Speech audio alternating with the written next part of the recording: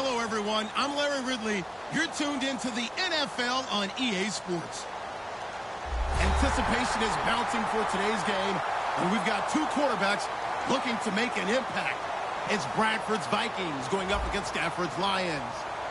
With that, let's head up to Detroit as we say hello to our guys, Brandon Godden and Charles Davis. All right, Larry, EA Sports coverage of the NFL sends us to the state of Michigan as we are inside Ford Field in downtown Detroit. Today, we've got a good NFC matchup on tap between the Minnesota Vikings and the Detroit Lions.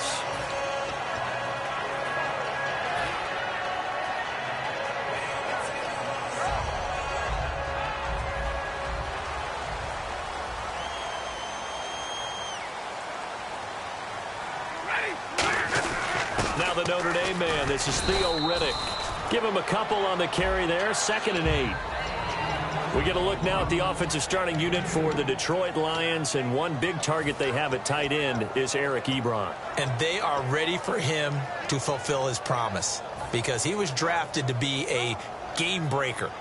Big target, guy who could block at the line of scrimmage, but really get downfield and make plays against defenders, overmatch them. They haven't seen enough of that yet. They want to come to the front in 2016. To throw on 2nd down is Stafford. To the right side to Eric Ebron. Give him 10 yards on that one, and that'll earn him a fresh set of downs.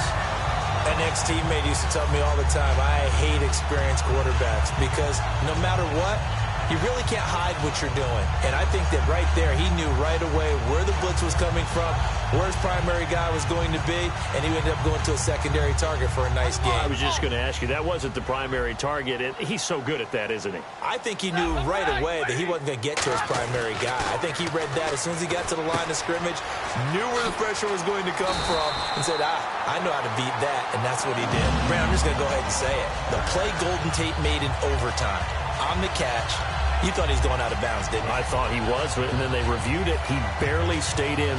Not only the catch, but just to evade the tacklers, tiptoe the line. What a play. What a game that was. I wonder about the flip into the end zone, but I wonder if that's a byproduct of the exultation of that move that he made.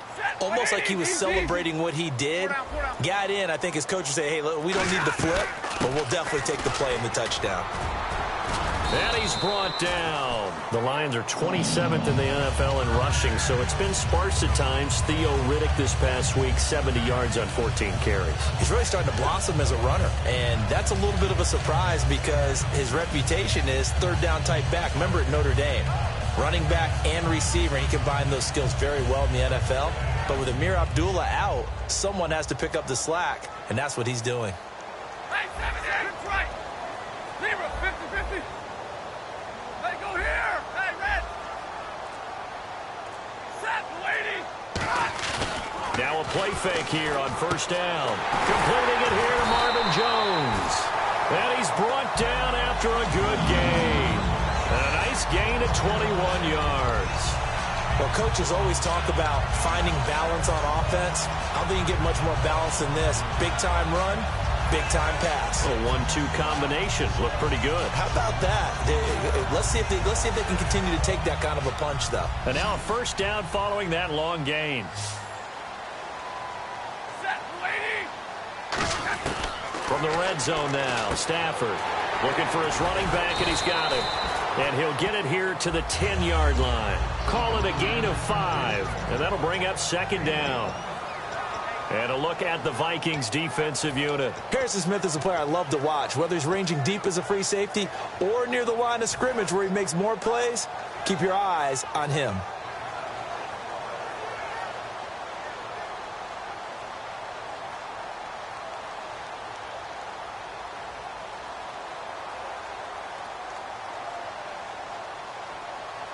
Second down to the offense, needing 5 yards.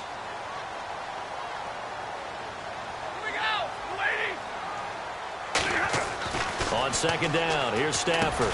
He hits Riddick underneath. A gain of 4 on the play, and that's going to make it 3rd down and less than a yard. And how about this first drive? They're being aggressive, slinging it around. Really confident, too, because they're not trying to fool them with running plays, throwing it, and they're being very successful right now. It's been a 7-play opening drive, and this is 3rd and short. Set, lady. 21. Hey, lady. Go here. Hey, tax me your left, lady. Stafford on 3rd down. It's caught. Jones. The 6 yards on the pickup, and it leaves him with a 1st and goal. And fits the exact right word. Over the middle, there's almost always traffic, so anytime you're a receiver in that area, you're not just focused on catching the football.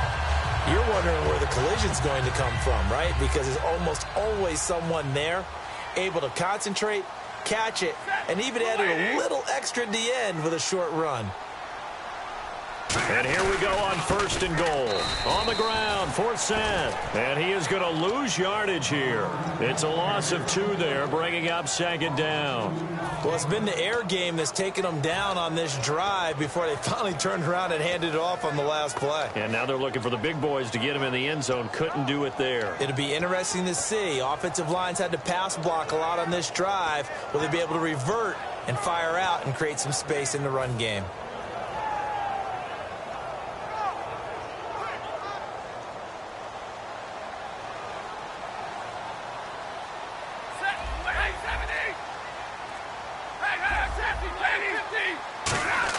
Here's Stafford now, and that is caught. Touchdown, Detroit. Marvin Jones, a 2-yard touchdown grab. And the Lions take it right down and score on the opening drive. And he knocks it through.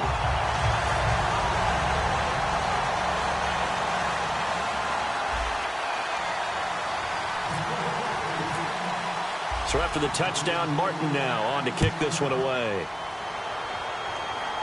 And no return on this one as the fair catch is signaled for and taken.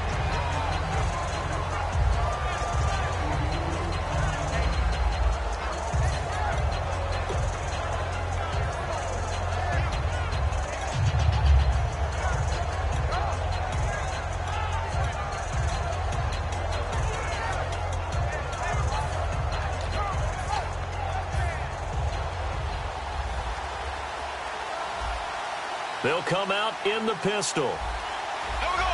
Green, 90. Green, left. They go play action here on 1st down. Being chased out left. Oh, he's going to take it. Looking for Diggs, and it's intercepted. It's the 2014 NFL interception leader, Glover Quinn. And now following that play, we've got a man down defensively, one of the members of the secondary. And we'll just hope he's all right to continue.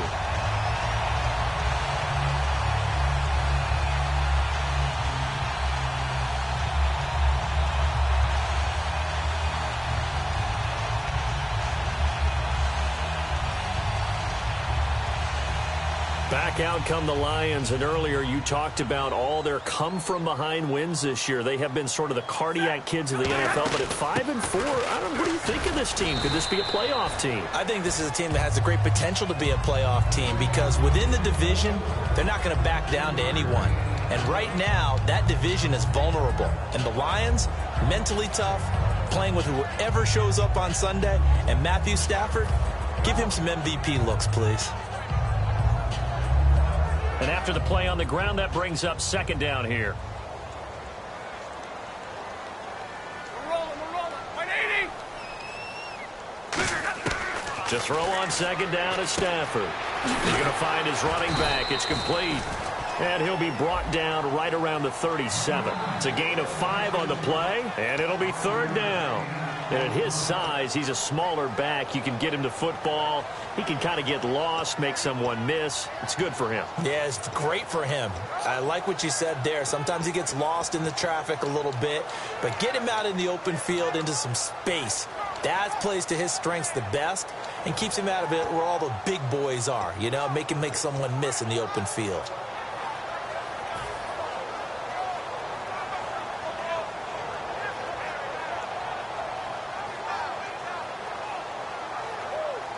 Let's see if they can convert here on 3rd and 3. They come out 5 wide, 3 of them to the right side. From the gun on 3rd down, Stafford. Looking for Tate, and it's intercepted. Picked off by the linebacker, Eric Kendricks. And his crew will take over with a football at the 35-yard line. Well, this is a defense that can confuse even the best of quarterbacks with their zone schemes. And here you've got a linebacker that's going to stay at home and just sit down in that zone. And this one basically comes right to him. Really nice starting field position here for the offensive unit.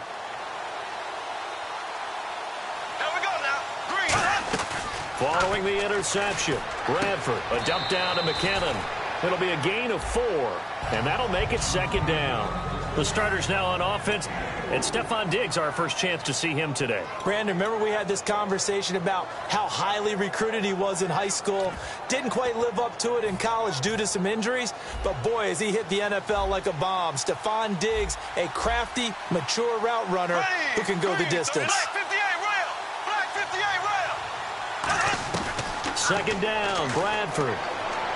Looking left sideline, incomplete. Stephon Diggs, his intended receiver, and it's third down. And the starting crew defensively for Detroit. DeAndre Levy is one of those linebackers who makes everyone around him better when he's on the field.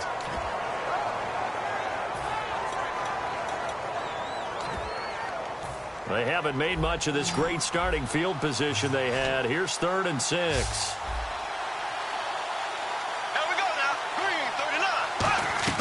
On third down, Bradford. And he's got Kyle Rudolph. And he will have the first down across the 20 to the 19-yard line. The completion was given up, but that's why you play zone defense, so that you can have people around the ball when it's caught, and you don't give up much run after the catch.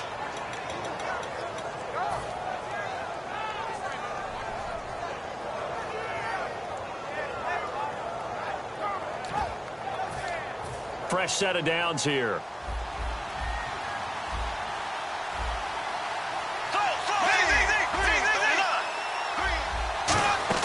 Now the Georgia Southern man. This is Jerick McKinnon. Now McKinnon returned after missing Week 8 with an ankle injury, and in Week 9 he didn't do much. 7 carries, 8 yards. Could be a fairly even timeshare in the backfield. Remember, you got Matt Asiata, Ronnie Hillman as well. They're all trying to make up for the absence of Adrian Peterson. I know Peterson's stats weren't great to start the year, but you just knew he would come on and be Adrian Peterson yet again. I think for them, call the plays that work best for each one of them. Almost 3 different game plans for each one of the backs. Feature what they do well.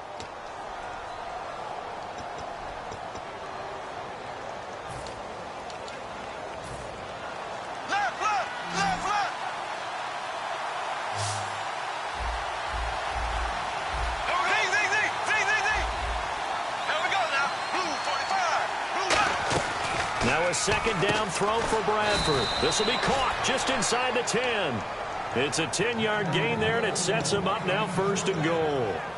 That was a nicely run slant route, and what the receiver's trying to do is make the defender think he's going upfield for a deeper route, and then breaks it off, usually after about 3 to 4 steps, and cuts towards the middle of the field. And now what he's trying to do is use his body to keep the defender away from the football and give the quarterback a really nice target. From the gun, Bradford. That is caught at the 7-yard line. They'll give him a yard on the play, and that'll bring up a 2nd and goal.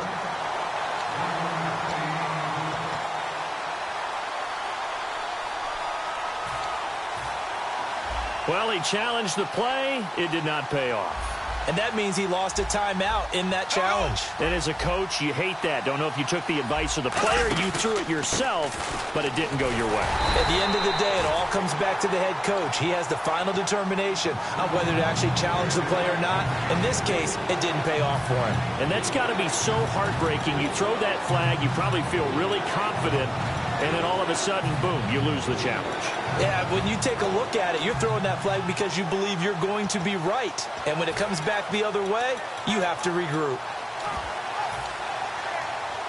They've gotten it to the 1. Can they get that final yard here on 3rd and goal? Bradford on the keeper. No gain on the play. And what to do now on 4th and goal? No gain? Quarterback sneak? No gain? Aren't you supposed to get something out of that? Yeah, needed a full yard there. Oh, they flip it to the kicker. He looks like he's going to throw it. They're not going to get it. They try to move the chains with a surprise, but it's a turnover on downs. This Lions D, they only gave up 16 points in the Week 9 win in OT. They're starting to come around, aren't they? I think the turnaround began during their 3-game homestand in which they won all 3. Remember the plays down the stretch by Darius Slay against Philadelphia? Remember the goal line stand against the LA Rams? That's when things start to jump up for this Lions defense, and they're continuing to play well. And the analyst on the television side for those 3 games, Charles Davis.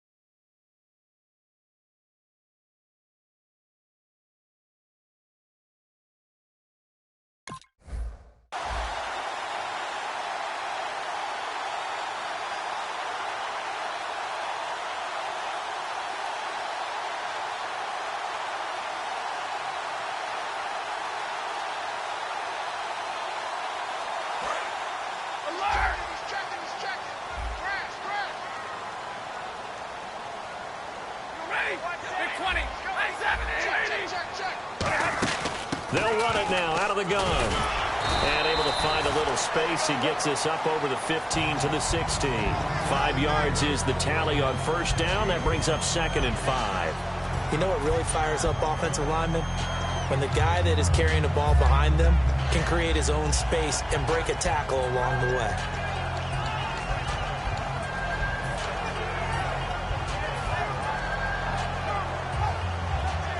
Second and 5.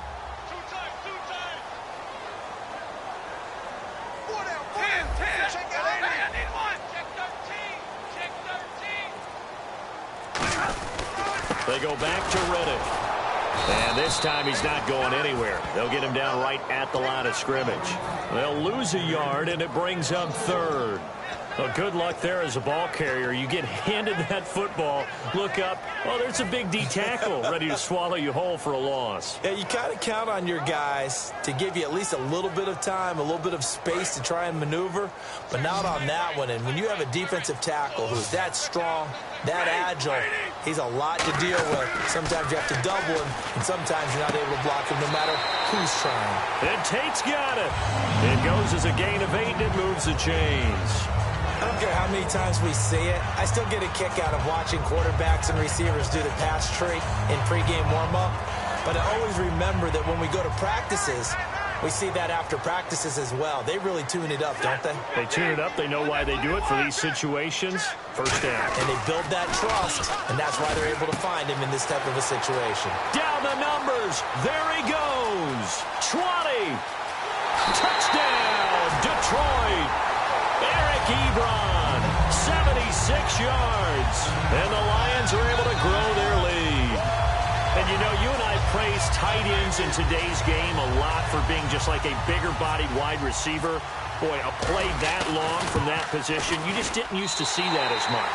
No, you were really just counting on the tight end position to catch the football and get what they got on the catch. And now it's the run after the catch that makes them so dangerous.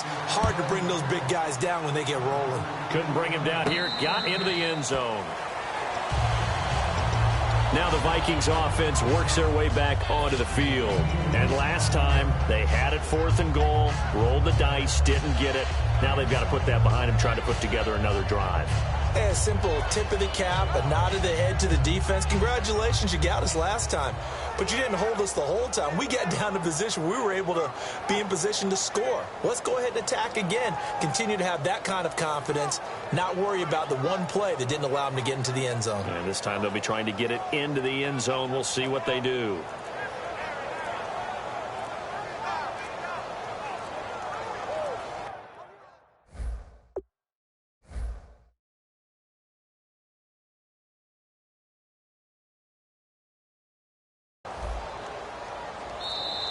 Play clock down to 0, and this is not the way to start a drive.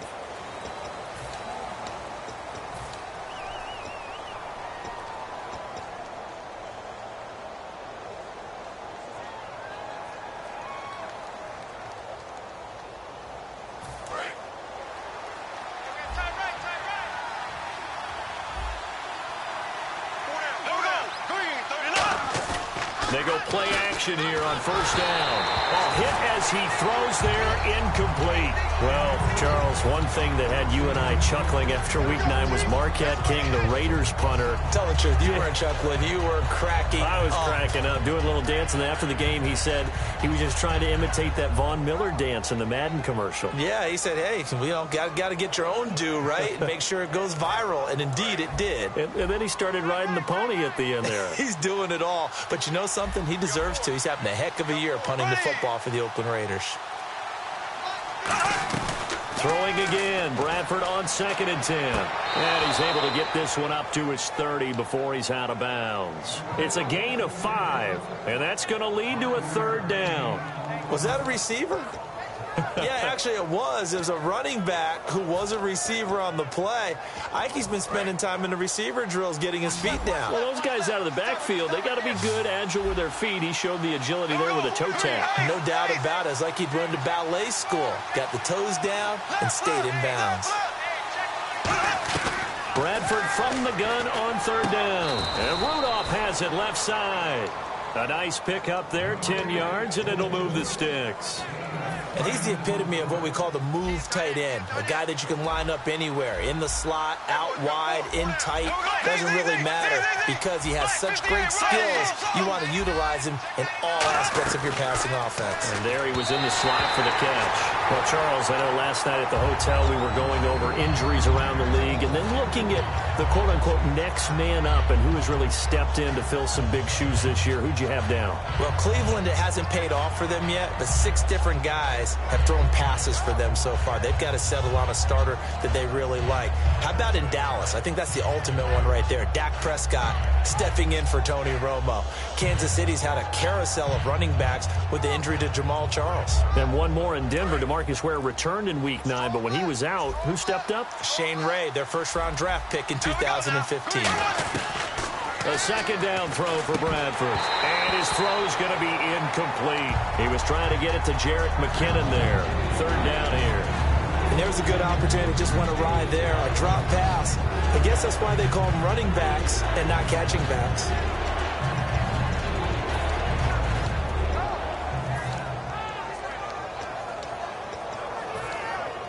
Offense trying to avoid stalling out, facing a 3rd and 10. They come up in an empty set. 4 wide receivers, 1 tight end. Bradford again. And a quick throw here, that's complete. Call it a gain of 3, and that's going to make it 4th down. They didn't get the first down, but I have to say I do like the call. I like what they were trying to do. Try and hit your receiver on the run and see if he can pick it up, keep it on his feet, get a little rack yardage. Yeah, but a nice job defensively to get to him and keep him short of the first.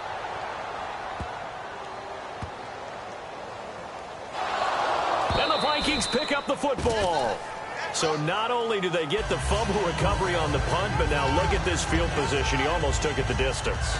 And the ability to not just make the play, but turn it into something big, that's what coaches harp on all the time. How do we create big plays that'll change the game? And he will take this one into the end zone for a Viking touchdown. Jerick McKinnon punching it in from a yard away. And the Vikings are able to make this a close game again. And his kick is good. And so we have the touchdown. Now here's Blair Walsh to kick this one away. That's fielded in the end zone.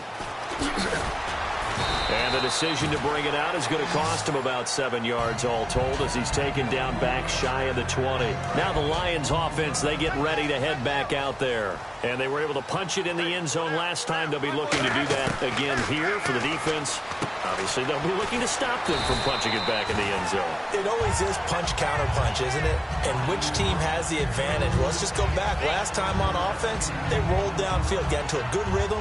You can see a little more bounce in and out of the huddle. You can see the sideline really get into the game. So defensively, you're thinking to yourself, how do we take that away from them? How do we get the advantage back? Let's see what they come up with. I think pressure is always the first way to go. You love pressure. I love it. Let's see if they dial it up this drive. Now Riddick. And he'll be taken down after a short gain as that takes us to the 2-minute warning. 2 minutes to go here in the first half. We'll come back to Ford Field after this. Here's Riddick. That'll make it 4th down after a loss of 1. And, partner, in a lot of short yardage situations, you'll see the linebackers step up into the gaps, what we call mugging the line of scrimmage, to make sure they take away all spaces, all creases. That one worked really well for them. They only needed a yard, instead went backwards. Sherrills to return it. A nice job on the return there, 16 yards. And it'll be Viking football here as they take possession. Now the Minnesota offense set to take over again. And they're hoping to capture some of that magic they had last time out when they were able to put together a scoring drive. But they're still down here, Charles. Under a heavy rush, and down he goes. Tahir Whitehead, able to use that strength and get him for a loss of 2. Man, he got in there so quickly, Charles. What could the offense have done to adjust and account for that? But what you're hoping is that you figure out and you see and get a clue that maybe there's going to be some pressure coming at you, and you change the blocking schemes. Maybe you go to max protection. The biggest one is maybe you bring your running back in to try and keep you clean. But in that case, that didn't happen. 0 accountability, and a sack resulted. I know for us it's fun. And it's not so much fun for the rookie receivers when we see them coming into the league and we're going to training camps. You see them working on getting 2 feet down instead of 1.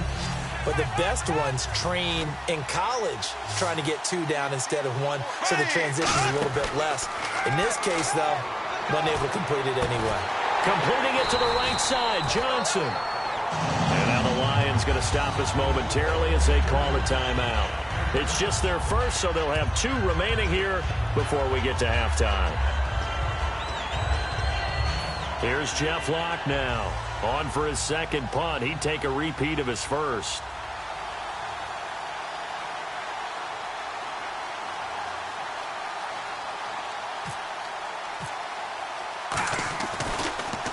He gets this one away, and boy, it's another boomer. Just a yard return there after a punt of 49. And the Lions are going to take over with a long field ahead and a 1st and 10.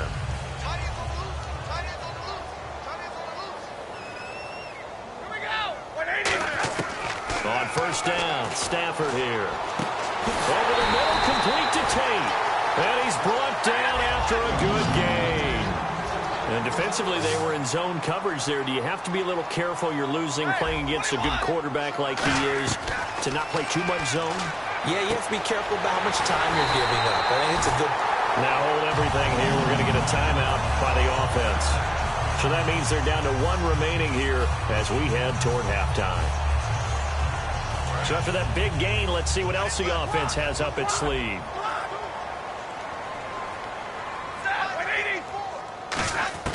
Stafford on 1st down. And the reception made over the middle. This is Bolden. And they've got it inside the 10 at the 8. A good pick up there, 20 yards. And now it looks like they're going to be in the hurry-up. Throwing again is Stafford. Looking for Jones, and it's intercepted. Picked off by Harrison Smith. And his guys have got it back at the closing stages of the first half. And now out comes Minnesota. And the ball backed way up. So thinking with this amount of time on the clock, probably just sit on it, and we'll see these 2 teams go to the lockers. Yeah, I don't think you want to overthink it in this situation. Either side of the ball. Just go ahead and finish up the half and get on out and talk about it. Call it no gain on the play, and it'll be 2nd down. Really shouldn't be a surprise. It's going to be hard to move people in this situation. You know they're going to bring the pressure defensively. So I remember playing in these spots, and my coaches always say, don't be afraid to try and create a safety, too. They're going to bring pressure. Thank you, LR. Appreciate it. A 1-touchdown game here as we get set to resume play in the second half. Both teams appear ready for the fight ahead, and we resume action here in quarter number 3. And they will not get a chance to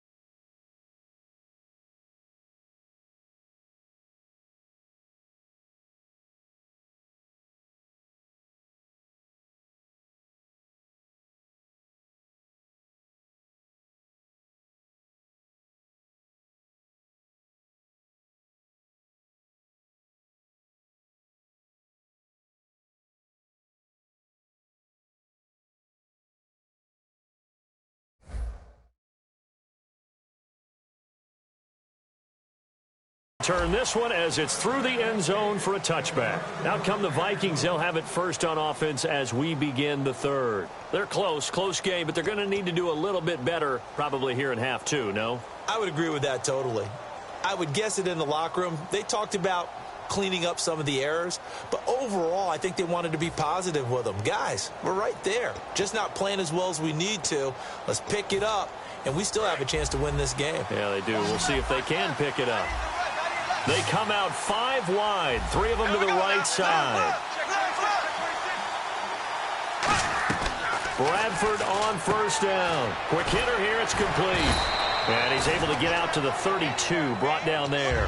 Give him 7 on the play, and it'll be a second down. In recent years, the slot receivers really gained stature in the NFL because they can do so many things. Yes, they can line up wide like your normal wide receiver, but to have that kind of courage and toughness to run routes in the middle of the field and become dependable targets for their quarterbacks and move the sticks, those guys are worth their weight in gold. They'll run it now out of the gun. And he'll get this only up to about the 35. Call it a gain of 3, but not enough to move the sticks. It'll be third and about a foot or 2.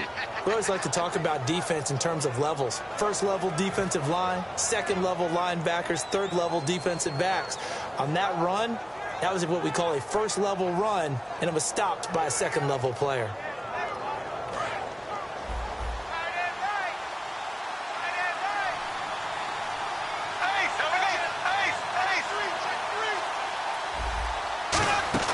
They run once more with McKenna.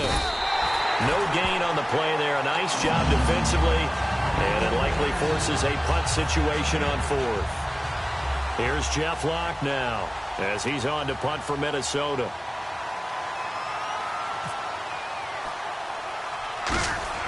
And now on 4th and 1, it's a fake. Able to find Harris, complete. It's a big play that time on the fake punt. And they're able to pick up the conversion here on 4th down. Well, kind of interesting for sure.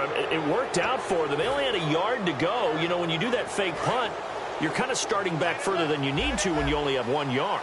Yeah, and I guess they felt like that was a true full fake because most of the time with a yard to go, you leave your offense on the field, you run something from your playbook. But here, they gave the full impression they were going to punt it away and picked up the first down. They definitely surprised us. I was going to say surprise, surprise. And a big loss here as he's taken down. Ezekiel Ansah able to get in and run him down for what will be a loss of 15 yards.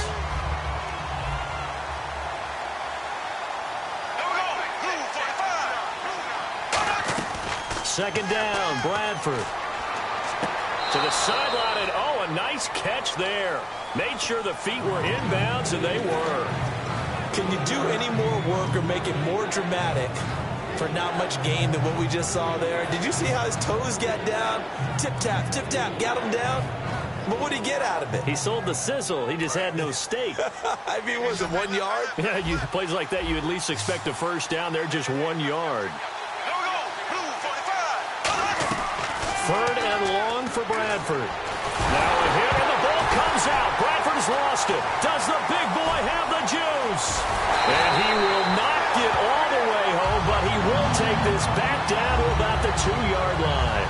Now we take a glance at the offense as they work their way back out for their first possession of the second half. Looked like they had something going last drive. Then the interception happened. Will they recover? The memory they need to keep with them is that they did have something going. They were moving the ball on offense, had a nice sequence going. Don't worry about the other part. You can't get that back. Let's get back to what you were doing well before. I thought you were going to say they need to have no memory, but remember the good part, forget the bad. I like that even better. Only a yard that time, second and goal. Tough day, tough sledding right there, and it's been that way the entire game. Not a whole lot of room to ramble for him. Yeah, you're right. It's been that way all afternoon. Didn't get a whole lot better there.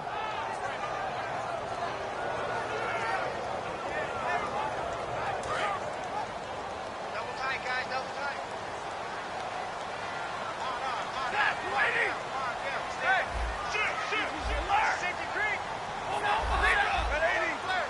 Second and goal to go now. Now they'll run it on the toss. And he is going to lose yardage here.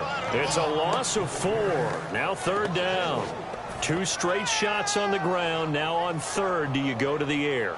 I think the possibility exists, and if you're doing it, you're probably going play action since you ran it twice. But I often think that second down is a time you go play action and throw the ball. I say commit to the run. And he takes it into the end zone across the chalk. Now there is a flag down, but I think that's offsides on the defense. Yeah, I think that's going to stand, partner. It's good, and it is now 21-7. Here's Martin now following the score as he'll send this one away. And a fair catch signaled for and taken successfully. And now out comes Minnesota. And they had the fumble last time that led to a touchdown. That's a no-no. We'll see what they do here this go-around. A big no-no. Put that in capital letters. Turning it over, the other team takes it down and scores. That can be a deflator for a football team. Now it's up to the offense to get back out on the field and pick things up. Well, they're out there. We'll see if they can pick those things back up.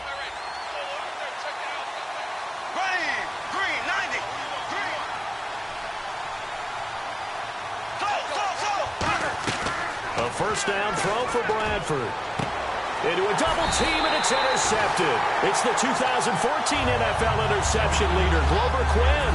So the Lions offense ready to go back out onto the field. And they will simply, Charles, be looking to duplicate what they did last drive when they were able to push it in for 6. And they hope it'll be that easy, right? To be able to take exactly what happened before, replicate it. They may have to make a few additional changes along the way because I'm sure the defense will make some adjustments, but they've got to have great confidence having scored the last time out. Here we go. 22. Here's Stafford now on second down. The left side completion to Jones. And he gets this inside the 35-yard line. When you're playing a quarterback with some experience and some moxie, you enter the danger zone when you decide to blitz him because if he's able to diagnose as he did on that play, he can hurt you downfield. He reads defenses so well, doesn't he? He really does, and the best part about that play for him, I don't think that was his primary target. I don't think so either. I think he had the read, figured out where the blitz was coming from, and went to a secondary target for a really nice gain. So 2nd and 10 here.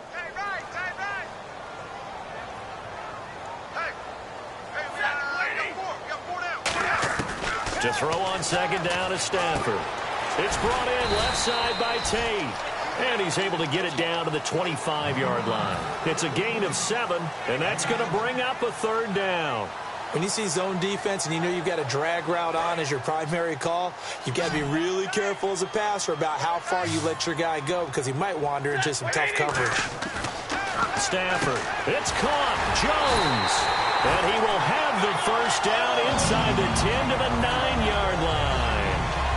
Quarterbacks love slant routes because the receivers are breaking right into their line of vision, and receivers love them as well because they're getting the ball on the move and able to catch it and try and get upfield and gain additional yardage.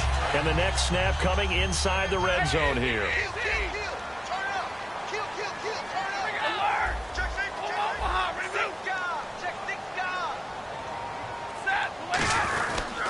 On the ground, it's Reddick. And there just continues to be nowhere to run. He's bottled up again at the line of scrimmage. Nothing on that one. It'll be 2nd down.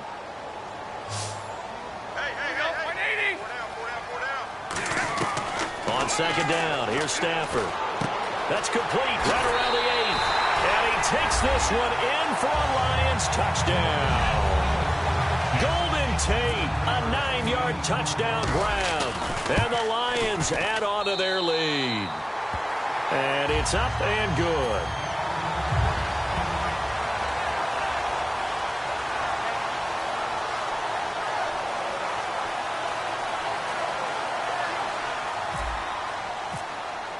So after the touchdown, Martin now on to kick this one away.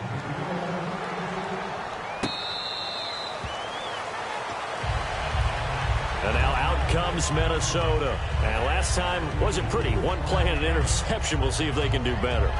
I want to see if they want to go ahead and throw the ball again now on this drive after what happened on the last one. Throw it on the first play. Give the quarterback some confidence. See what happens.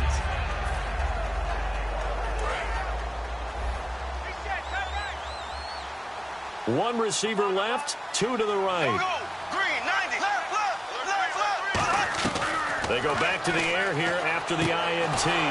He's got his man on the crossing route.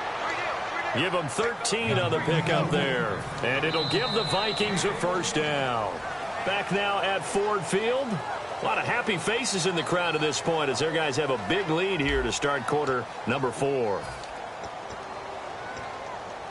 First down and 10 now for the offensive group.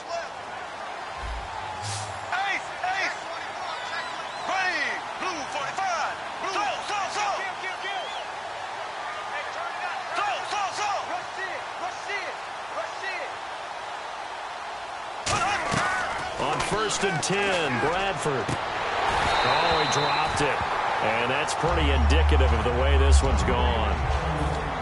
Looked like they had an opportunity for a big play across the middle, but he didn't have the concentration or the focus necessary and dropped it before he could haul it in.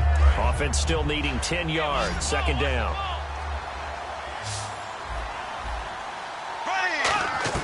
Throwing again. Bradford on second and 10. And he drops it incomplete. And their struggles continue here. Everything about that play tells you about today's NFL offenses and what they're asking out of running backs. You can't just be a guy who can run the football. You have to be able to catch it as well, and he didn't get that done on that play. On third down, Bradford. And the pressure gets to Bradford, and down he goes. Ziggy Ansah able to disrupt yet another pass play, his third sack of the afternoon.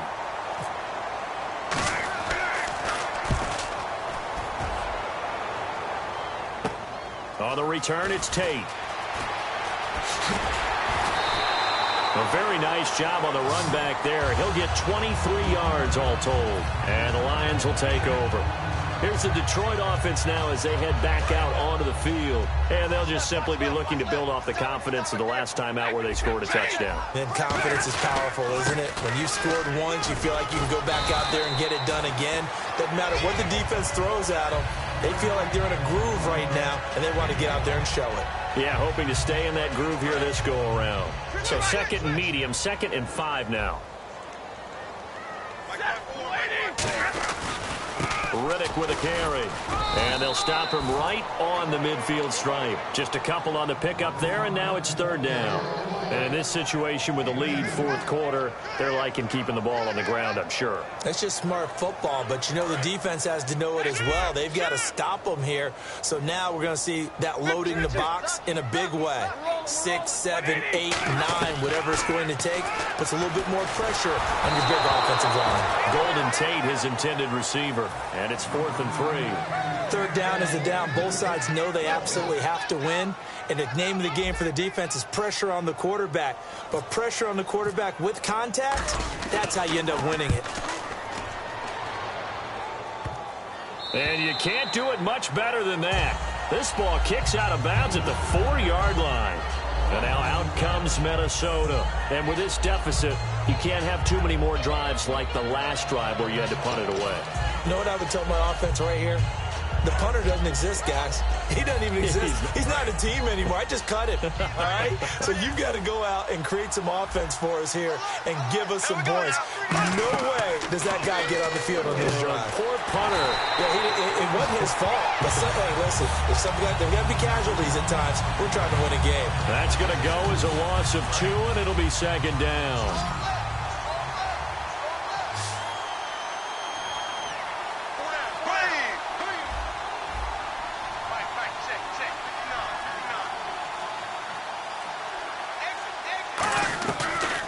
End zone, Bradford. He's got it complete to Stephon Diggs. That one good for 10 yards. And that'll bring up a third down.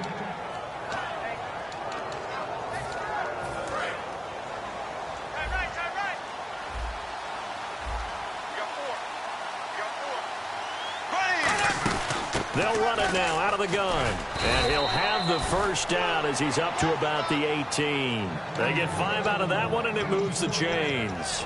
I don't know about you, but that almost felt like old-time football there. 3rd and 2 is not necessarily just a running down anymore. A lot of times they want to throw the ball. They went back to the roots and powered forward and got the first down. Bradford now to throw on first down. And Rudolph has it left side. And he's brought down. They call it a gain of 19, and it moves the chains. Coaches always harp on the quarterback reading the defense and getting it to the open man. That's good recognition there. And how about what he did after the catch? Yeah, hit your tight end, let him get some rack. Yeah, when he gets moving, not many guys want to come over and put a hit on him, do they? First down, Bradford. And this is going to be caught. He won the fight for the football. That one goes for 24 yards. And there's another completion to the tight end. And let's face it, it is hard to overthrow a 6'6" target. It is indeed.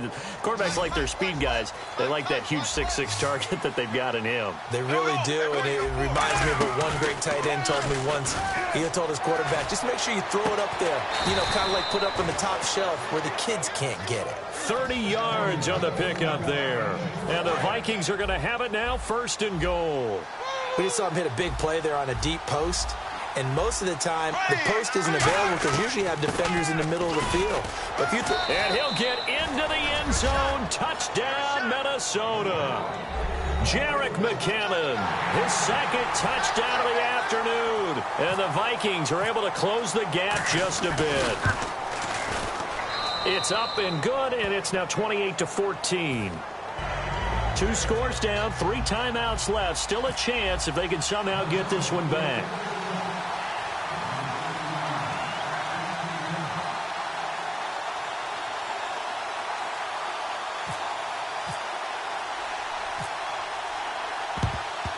And the Lions are able to cover this one up. And Detroit getting set to go now. Well, 4th quarter, they felt like they needed the football back. Unfortunately, they couldn't get it. And I know we've brought analytics into the game, and someone has said here that the data says that when a team's expecting an onside kick, 80% of the time, the team expecting it, they do actually recover the ball, which is what we saw here. I just wonder if that number is much more of a anecdotal type of a number. Kind of like when the coaches tell us, well, when you score on special teams, 93% of the time you win the game. I'm still waiting to see that number is empirical. And they'll go ground game here with a tailback. No gain that time, and it leaves them with 3rd and 11 coming up. And now the Vikings are going to stop it here on defense with a timeout. It's just their first. They've got 2 more to use here in the final stages. They'll come out in the pistol. Throwing is Stafford. And this is going to be incomplete. He was trying to find Marvin Jones that time. And it's 4th down. Here's Sam Martin now as he's on to punt for Detroit.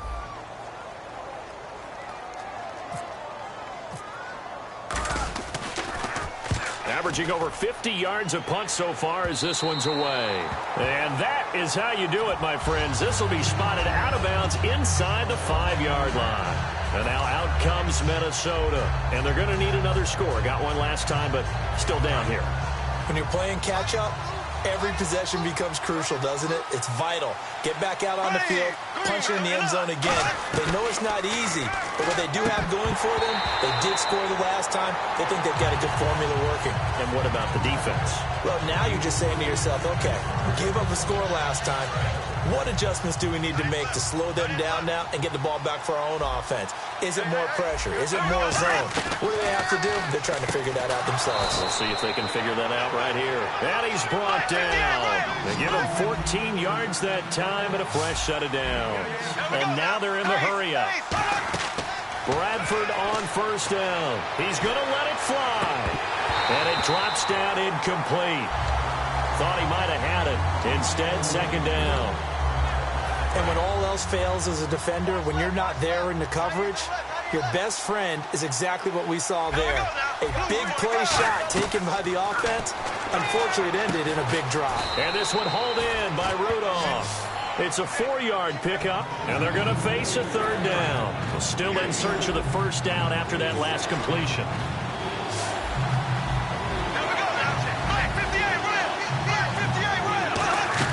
Bradford again. The left side caught by Diggs. 5 yards on the pickup, and that's going to bring up a 4th down. And right now, defensively, you love that, don't you? I mean, you'll give them that play. And they'll take it every single time. This is almost like nickeling and diming it downfield, and too much time's going to run off the clock. And he's able to find Diggs. Now, whistles come in. We're going to get a timeout here by the offense. That'll leave them with just one remaining in this fourth quarter of play. On 1st and 10, Bradford. And a big loss here as he's taken down. The defense rising to the challenge and setting him back on the sack. Boy, he came in off the edge so quickly there. Look out, because that's exactly what it was being shouted by the offensive lineman to his quarterback, because he had no chance to block him. Throwing, Bradford. Now a hit, and the ball comes out. Bradford has lost it. On plays like this where the ball comes free, it's often unusual for the team that lost it to get it back, because this is the quarterback. The ball gets away from him. Everyone else is trying to execute what they're supposed to do on offense. They're usually looking in the other direction, downfield, or have moved away from him. In this case, though, a teammate is able to come up with the ball. Now a desperation throw, and this is intercepted, and that should do it. It's the 2014 NFL interception leader, Glover Quinn. The Lions offense, they get ready to head back onto the field. The clock cannot be stopped here. Defense can't do anything. So kneel it down, take it home. No doubt about it. It's what you practice for in winning situations each and every week. Victory formation. Take a knee and go on into the locker room and celebrate. Call it a victory. And it pops free. The collision there jarred the ball loose and brings up 2nd down. On every offensive coordinator, every play caller sheet, they have about 5 or 6 plays per game that they call shot plays or big plays. And you don't get many opportunities to dial them up. And they just did. And they drop it with a great chance to make a big play. That's going to hurt. It's a tried and true formula, and I don't think it'll change for as long as we play football. If someone's trying to throw the ball and you can put pressure on them and make it tough, that's only going to help your defense. Yeah, he's since being hurried. He got rid of it before taking the hit, but incomplete. A loss of a yard, and it brings up 4th. Really good defensive effort. They were all over that little swing pass out to the right side before lost yardage. Terrific read. And how about this, a fake? He rifles one that's intercepted. Picked off by the former first-rounder Trey Waynes. Now the Vikings offense gets set to take over here. This is just an exercise in futility. Do you even bother running a play here offensively? I wouldn't, because now is not going to erase what's happened during the game. So after it's over, you're going to go to the film. And this is intercepted, and that should do it. Picked off by Tavon Wilson. And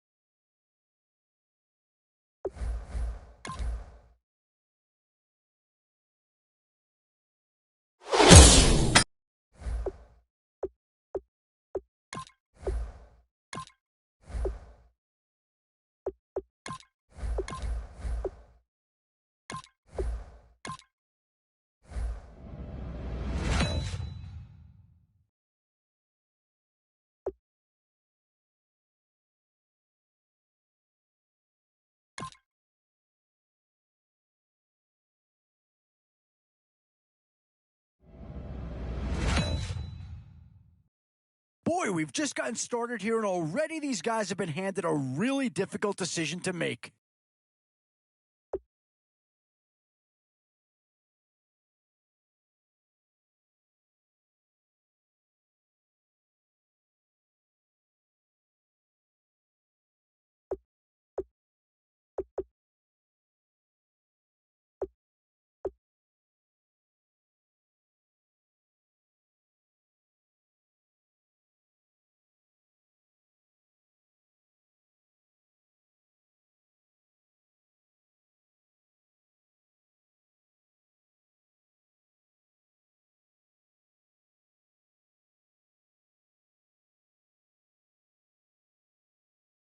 Yeah, no surprise here. Anytime you can get your hands on a player of his caliber, I think you pretty well have to pull the trigger.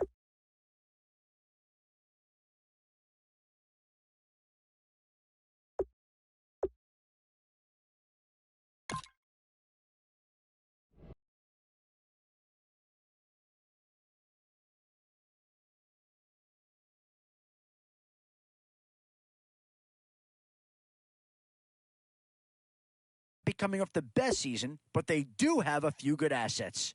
And here's a chance for a second to come off the board.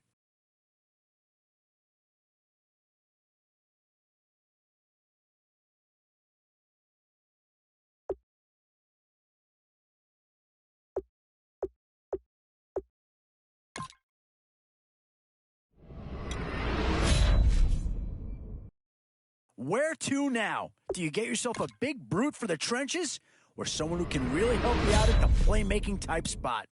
So with a handful of starters already nailed down, you have to ask yourself, do you dare go for depth or do you just try to cover as many areas of the field as possible?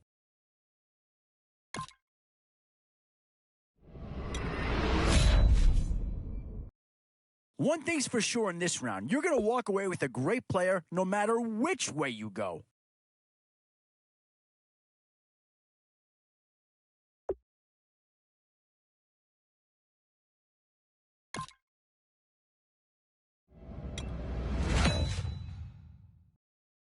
Where to now? Do you get yourself a big brute for the trenches or someone who can really help you out at a playmaker type spot? Oh, no need to worry about this guy. Just plug him right into the starting role, and he'll be a massive upgrade. And there's a pick that'll certainly help. Maybe not an impact signing, but you're not going to hit a home run every round.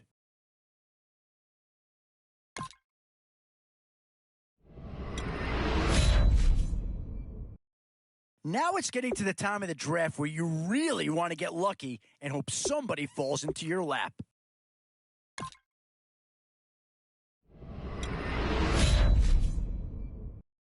These are the rounds you love to see. Some big names to choose from here. And now, which side of the football will they address here? Some interesting options either way.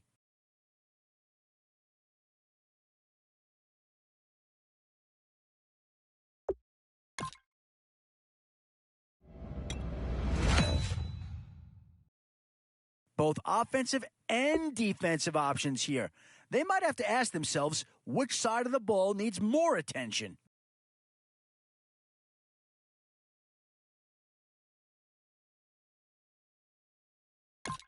And this team does have a lot of needs, but this guy is a legitimate star, and he'll make everyone around him better.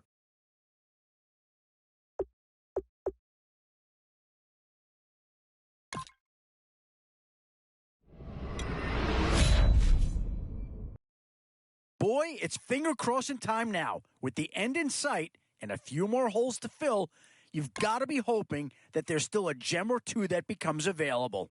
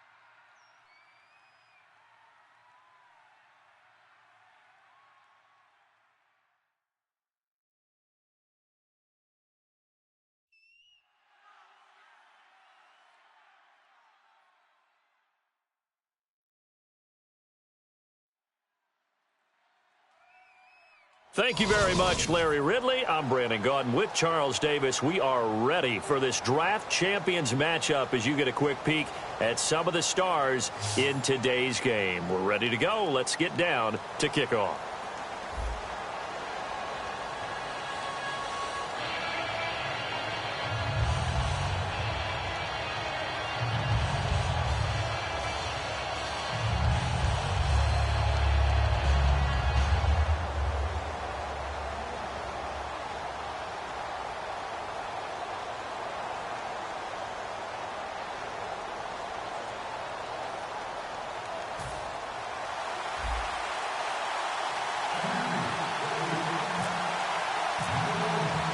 And it's the birth of a new club as we're underway in Draft Champions. This is fielded at the goal line. And his guys are going to start their drive right at the 20-yard line.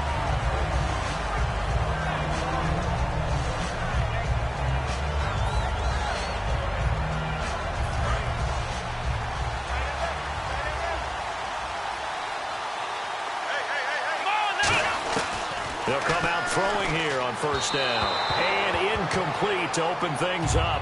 He was trying to find Deshaun Jackson that time. That'll bring up second down. So the incomplete pass brings up second down.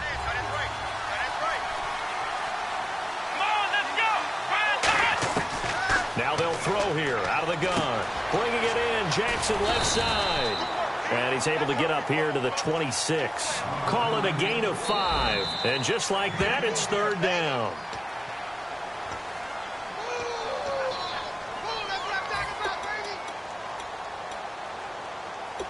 Well, he challenged the play. It did not pay off.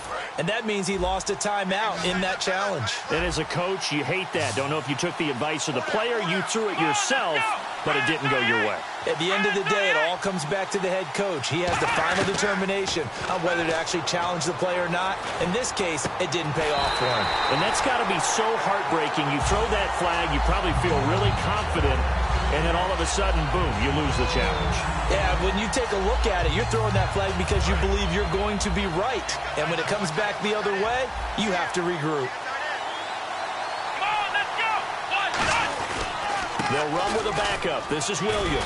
And he'll get this up to about the 38-yard line. A gain of 3, second down. In on the tackle there, Ray Nitschke. And his heyday, it was before my day, it was before your day, but he was something else. Look, I can still see that 6'6" on his jersey. And him rattling running backs and getting after quarterbacks. He used to wrap his forearms up, and he just had the big flipper come up and thump people in the chest.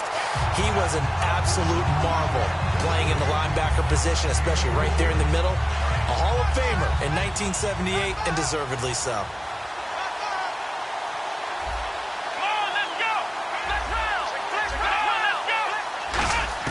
From the red zone now, they'll look to throw to the sideline, and oh, a nice catch there.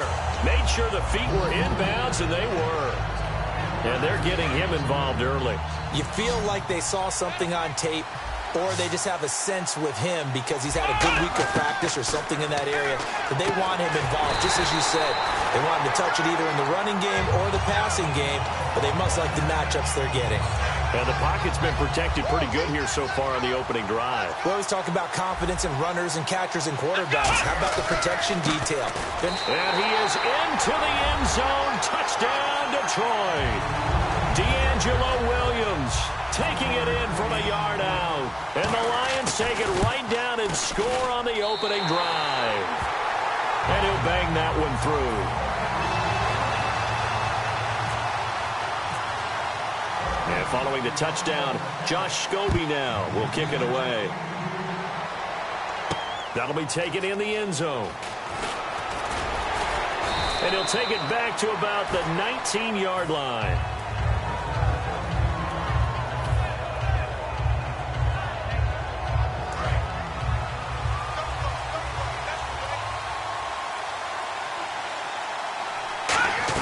Here's the former 7th-round pick, Rashad Jennings. He's at the 50, the 30. Touchdown, Carolina. Rashad Jennings, an 80-yard touchdown. And the Panthers are now an extra point away from tying up this game. Well called, well blocked, and then he just made a great play. That was an athlete going a long way. Yeah, how about the suddenness to it? Just getting there and taking off and going. For the defensive guys, plays like that really hurt.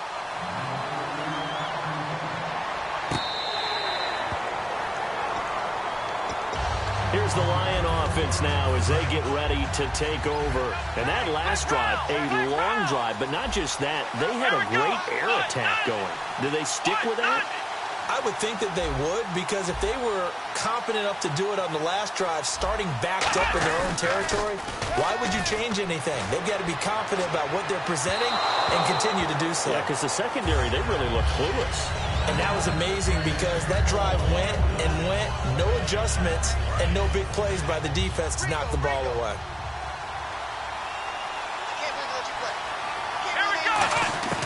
He'll try again with the arm here on second down. And incomplete there. A nice hit. Jars the ball free and brings up third down. So many offenses want to include their running backs into their passing offense and be able to swing the ball out or check it down to them. But sometimes those guys are just not as comfortable catching the ball as they are running it.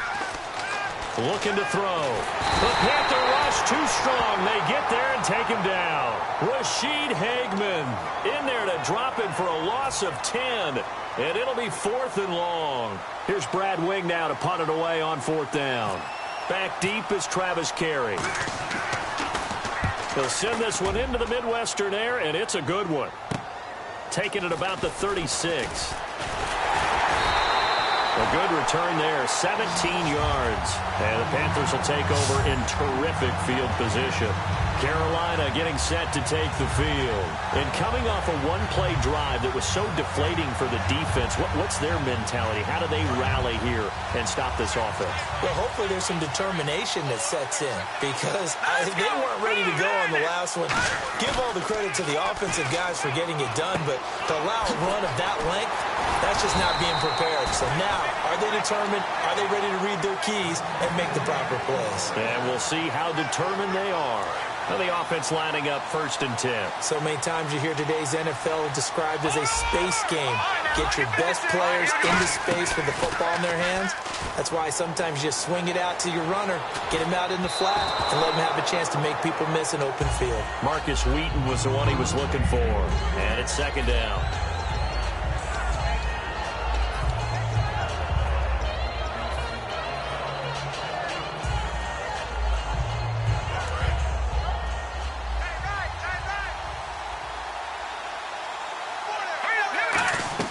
Back to the air on 2nd down. Wentz drops it off in the flat to Jennings. And he'll go down here right around the 23-yard line. Give him 8 on the play, and that'll make it 3rd down. And when you have a guy in the backfield who can catch the football, you don't just use him strictly for checkdowns or dump-offs. You make him part of the primary passing attack because what you're trying to do is get him into open field and then let him make people miss and advance the football. They only get 2 there, but on 3rd and 1, that's all they needed to keep the drive going. So they pick up the 1st down after the run, and now they approach for the fresh set. They come out 5 wide, 3 of them to the right side. Wentz. And on this one, he'll get to the 15, right at the 15-yard line.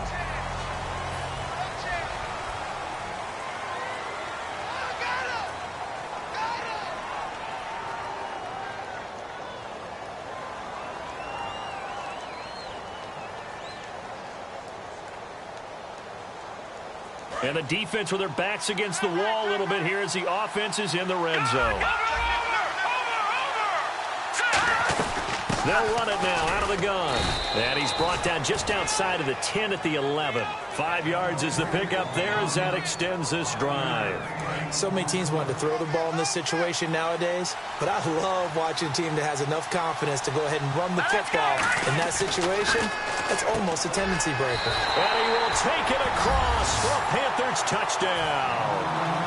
Michael Crabtree from 10 yards out. And his guys are able to strike for 6. The catch and the touchdown, they were the end result of a terrific route run by the receiver. And his kick is right through. The kickoff team on the field now as they will send this one away.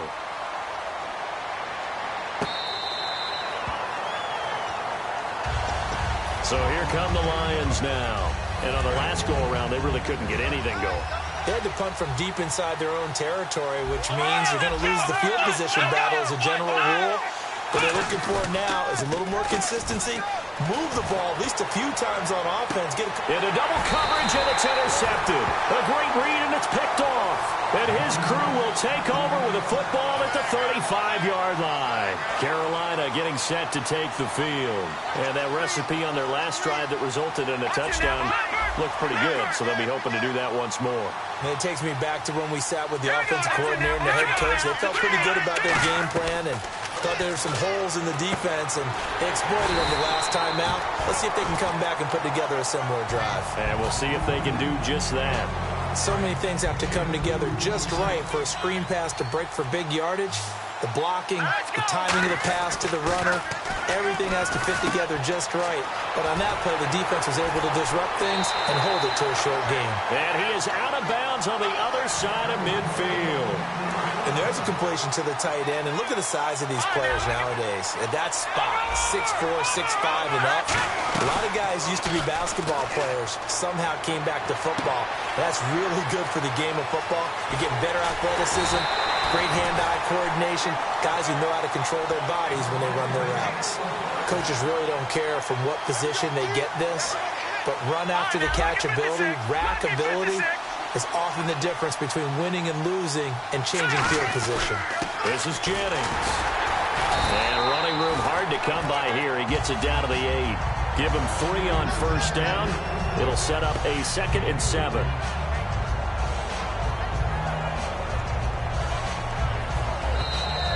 Two minutes to play here in the first half. We're back to Arrowhead after this.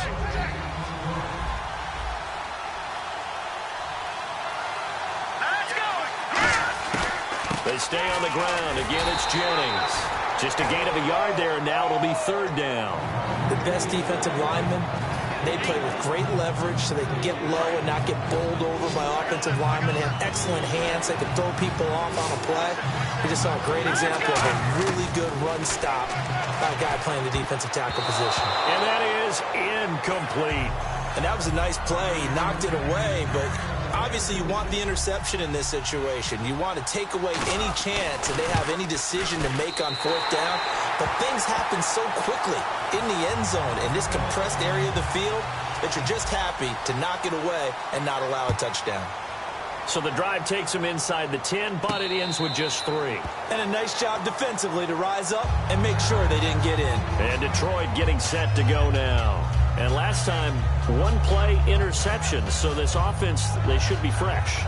That's a good way of putting it. And I can't wait to see what they decide to do with play calling. Because a 1-play drive where you throw an interception, a lot of people think the very next time out, run the football, don't give them a chance. Maybe play action? I think maybe you go play action, show your quarterback, get a little confidence in it, and let him fling another one. It's a gain of 5 on the play, and it'll bring up a 2nd down. I know many people like to throw to the tight end, maybe in a little flexed out position because he could. And no escaping this time as he'll go down. They got him for a sack. Mark Barron from his outside linebacker spot, forcing the sack for a loss of 8. Now on 3rd and long, they'll look to throw. And this is going to be incomplete.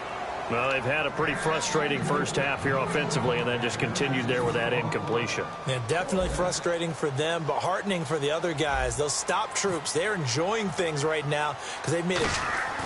And they're going to fake it from deep in their own territory. And this is incomplete. A huge gamble, and it does not pay off. And onto the field, here come the Panthers. And last time they got 3 points, but it was a chip shot field goal. And when you go to the sideline after a chip shot field goal, maybe the offense not too happy. It's a balancing act, isn't it? Because you're exactly right. They're none too pleased that they didn't. And he'll take this into the end zone. Touchdown, Carolina. Devin Funches from 21 yards away. And the Panthers add on to their lead. And that'll make this a 3-score game as the lead moves to 17. The Carolina kick team is out there ready to go, and they kick this one away.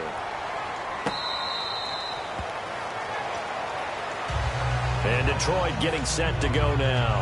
And what do you think goes on here in this situation? If you got the football, you're trailing, you're back in your own territory with just a little time. Do you try something? You're thinking about jump-starting your team, right? You just mentioned it. They're down. They're trying to get back into the game. But you got to figure, if something goes wrong, you may have put yourself in a spot where you may not be able to come back in the second half. Managing risk, this is a big decision here. And he's able to take this one up to the 35-yard line. Seeing that play and understanding just how tough it is to cover tight ends, especially the ones running around the NFL nowadays, makes me glad I didn't make it in that league. I would have had a really difficult time. But now you get to sit up here with me. Yeah, and that's fun, isn't it? And what a really nice game right there on first down for them. Brings up a nice second down for them. Third down here for the offense after the incomplete pass. They'll put 2 receivers left, 2 to the right. On third and short, they'll try and pick it up through the air. Forced out to his left. And that will be caught, but out of bounds. Out of bounds, ruled incomplete here. A third down, he tried to stay in bounds, did all he could. He caught it, but was led a little bit too far. Yeah, and that's always difficult, isn't it? Because you know half of your body is trying to stay behind while the other half is reaching out, trying to catch the football. The top half worked. It was the bottom half that was in question. And no return here. This one's going inside the 15 to the 12-yard line.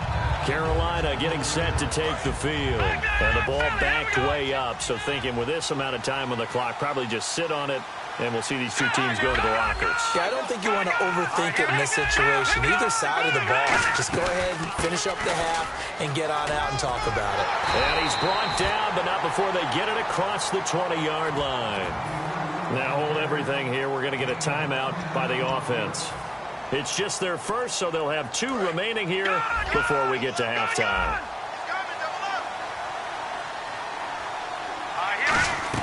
Now a play fake here on first down.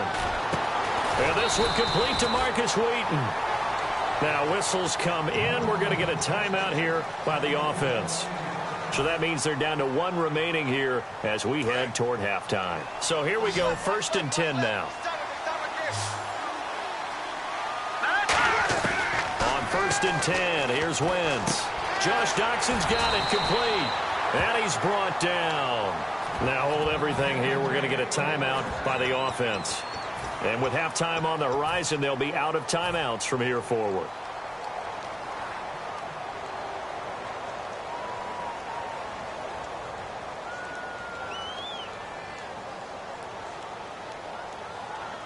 So 3 seconds here remain in the half. On is the field goal unit to see about get. And we're going to get another timeout called by the Lions. So as they take it over, we step aside.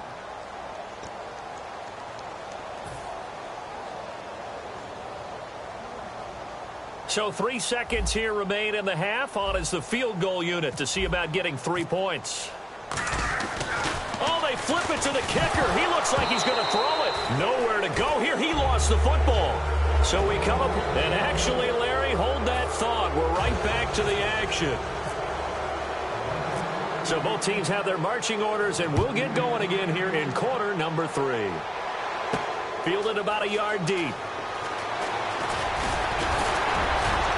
And he'll wind up getting an extra couple yards here for his trouble as he'll bring this one out to the 27. Out come the Panthers. They'll have it first on offense in the 3rd quarter. They built a good first half lead. Now they have a chance to add on to it. And what I'm thinking is that the offensive staff spent the entire halftime just working with them on, here's what we think they're going to do to attack us in the second half.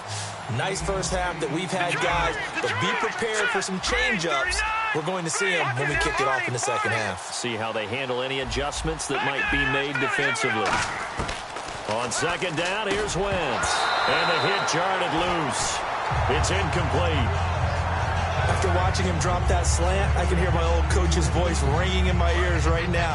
You can't run with the ball until you catch it, trying to get those rack yards before he secured it. Here's Jennings. And unable able to get downhill there as he'll take this up to about the 37. Just a gain of 2 there, and it's going to bring up a 4th down. Well, praise has to go to the guys on the offensive line because they've had a very nice, productive day running the football. How about that poor defensive line? They've been knocked around the entire game, and while they slowed them down on that run, can they continue to do so? Because they haven't had much success throughout this ball game. And it's a fake here on 4th and inches. He's got a man. It's Williams.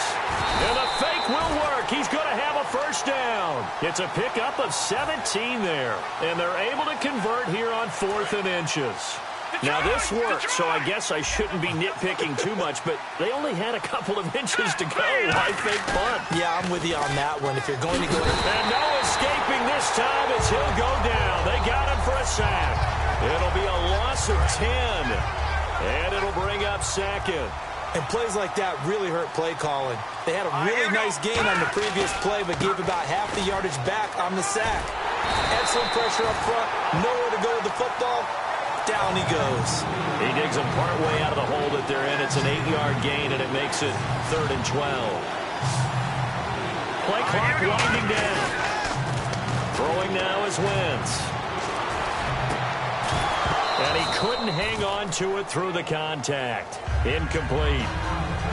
We know it's not an easy job to go out and catch passes when people are trying to tackle you and knock the ball away. But the bottom line is, that's a pass he's got to have and a pass he should have caught. And they're going to try this again. It's another fake. Got a man over the middle. It's Williams. And he'll be brought down, it looks like right at the 40. It's an 8-yard pickup, so we get a look at the Lions offense as they get ready for their first possession of the 2nd half. And they're coming off a 3-and-out, my friend. I think they've got to look at that play sheet and go to a spot that they haven't gone before. Time to shake things up a little bit to try and get this offense moving. Okay, so how do you do that? How do you shake things up? You look at what you've called before and realize it hasn't worked Go to so something well. else. And maybe try and find one of those special plays from one of your better players and maybe try and hit something big and get things going in the excitement area. Back to throw now on 2nd and 10. He's going to take another shot here. He was trying to get it to Steve Smith that time. And that'll make it 3rd down. Well, they went for the big play there, but that drop could really hurt their momentum. On 3rd down, he'll drop to throw. Nowhere to escape, and he goes down. Rashid Hageman in there to get him his 2nd sack now of the afternoon. Defensive end gets in there that time. They were in a 4-3. What's the responsibility, the ends versus the tackles there, Charles? Well, most of the time when you talk about the ends, they're your pass rushers. They're the guys that you turn loose to try and get to the guy who's going to throw the football. The tackles, usually more of the run-stuffing variety. But the way this game is advanced, you're wanting a little bit of everything out of all of your guys. But let's just go ahead and break it down and make it simple. The guy who's a right defensive end versus a right-handed quarterback, that's the blind side. He's going after the quarterback. He's going to put him on the ground. Call that a 45-yard punt, just 2 yards there on the return. And the offense will take over with a new set of downs.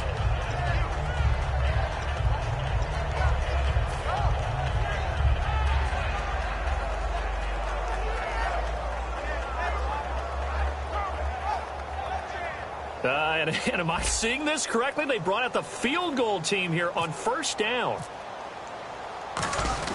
Now the holder's going to keep it. He's going to try to run for it. And he'll find some space up to about the 25.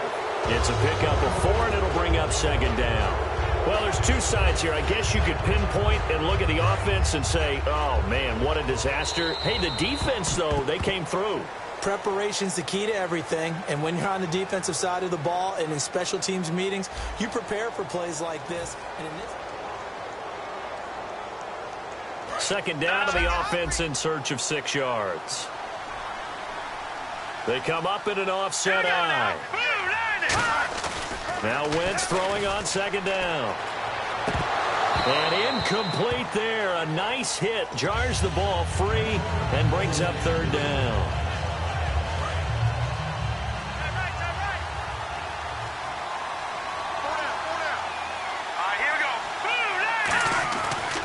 Wentz on 3rd down.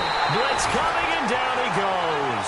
And now that brings up 4th down there, a loss loss of 6 yards on the sack. Here's Pat O'Donnell now. Always a good sign when your first punt comes in the fourth quarter. And look at this, another fake, but he will not make the first down marker. That'll be a turnover on downs. So out now come the Lions. And down on the scoreboard, certainly needing to avoid what happened on the last drive, punting the football. Sense of urgency has to take over for them here. They know the score. They know the situation. And by the way, the punter no longer exists for their offense. That's how they have to treat this drive. They need points. Big time. And they're going to speed things up here. He'll look to throw. And he checks this one down to Williams. And he'll get into the end zone. Touchdown, Detroit. D'Angelo Williams. He scored on the ground and through the air. And the Lions are able to cut into the... Oh, they flip it to the kicker. He looks like he's going to throw it. And this one incomplete. So they went for the 2. They don't get it. 2 scores down, 3 timeouts left. Still a chance if they can somehow get this one back.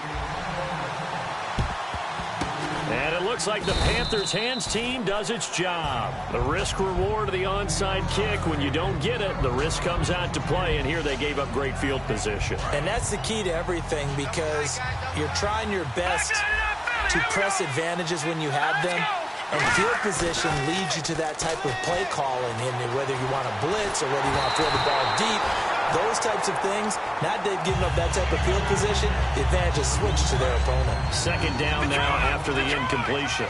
Different pass rushes are designed for different things. Sometimes you want to keep the quarterback in the pocket. Sometimes you want him to flush. I don't know exactly how this one was designed, but they made sure they moved him to his right. He got out of the pocket. Unfortunately for him, he was hit as he tried to throw the ball, and that resulted in an incompletion. And the Lions going with an extra DB here on third down. From the gun on third down, Wentz. And down he goes. They bring down Wentz on the sack. Ryan Davis able to get him down behind the line of scrimmage, and it'll be fourth down. And with things looking pretty good on the scoreboard, they're going to keep the offense out there and go for it here on fourth. Wentz to throw for it on fourth. It's brought in by Doxson. And he picks up the first before he's taken down at the 29. Both sides were holding their breath there on that fourth down play, and the offense can breathe a sigh of relief. And both knew exactly. And no escaping this time as he'll go down. They got him for a sack. And now the Lions going to stop us momentarily as they call a timeout. It's just their first. They'll be down to 2 remaining as we step aside here in the fourth quarter. They'll run it now out of the gun. And he'll be taken down at the 34. They get just a yard back there, and now they'll be looking at a tough 3rd and 15. Time for a break. We'll come back and see this one out after this. So 3rd and 15, and an extra defensive back in the game now. Flooding the passing lanes. And incomplete. The contact made the ball roam free and brings up fourth down.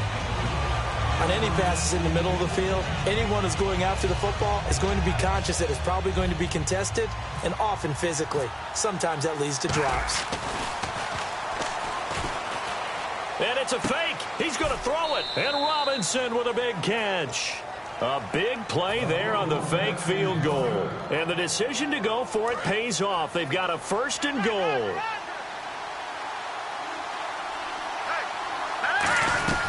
They'll run it now out of the gun.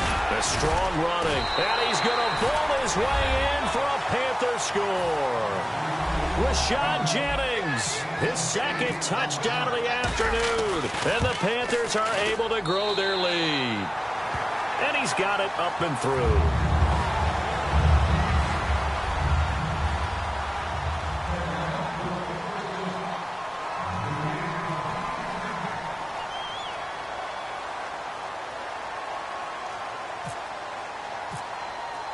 The Carolina kick team is out there ready to go, and they kick this one away. This fielded at the 2.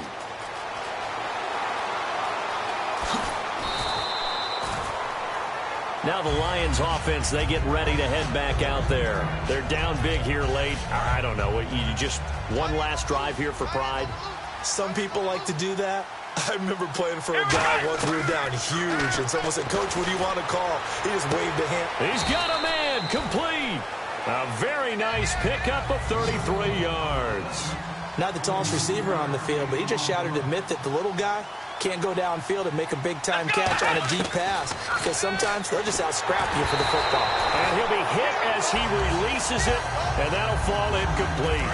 So they're still at the original line of scrimmage here. 2nd down and 10. Not too many things get to a quarterback of this magnitude, but I think it's safe to say that pressure can get to any quarterback. And he's out, taking it right down Broadway. Touchdown, Detroit.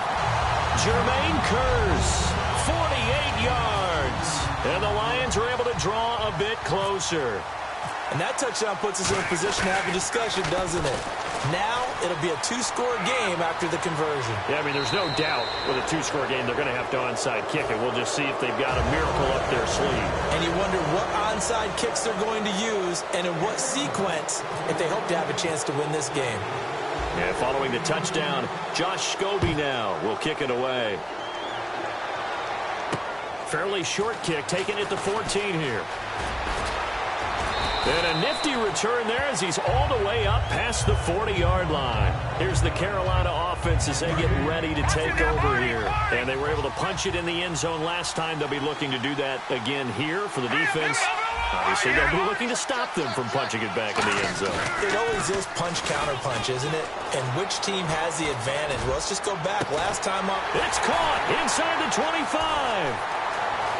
Touchdown, Carolina. Josh Doxson, 58 yards. And the Panthers add on to their lead. As a fan, is there anything prettier than a well-executed post route? No, it's a thing of beauty, especially when it's done like that for a touchdown. The throw, the catch, and how about the run after to get it to the end zone? And we're going to get another timeout called by the Lions. That'll leave them with just one remaining in this 4th quarter of play.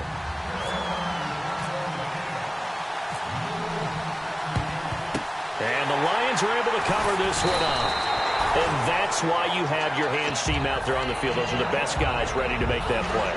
And let's face it, it was executed well. It wasn't a bad kick. It wasn't anything like that. Just that the normal outcome actually came to play.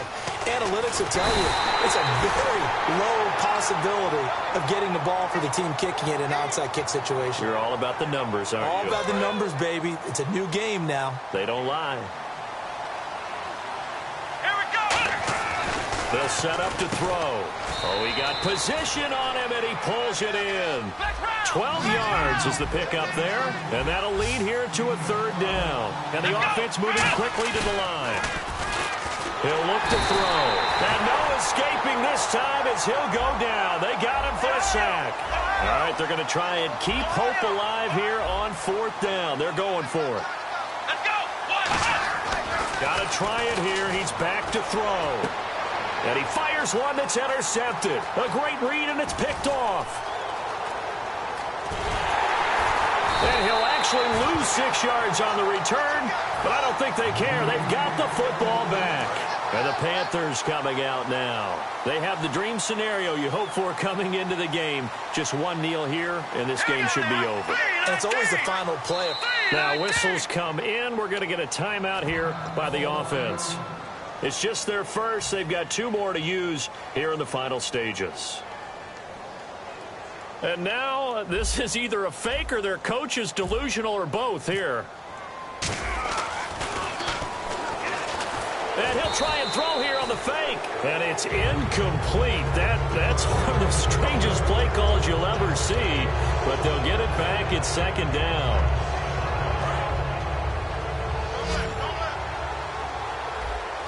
One receiver left, 3 to the right. Wentz to throw. Flush to his right. And some room to maneuver. And they're going to get this one all the way out across the 45. Well, I know at points in this when you wanted to close your eyes because of all the...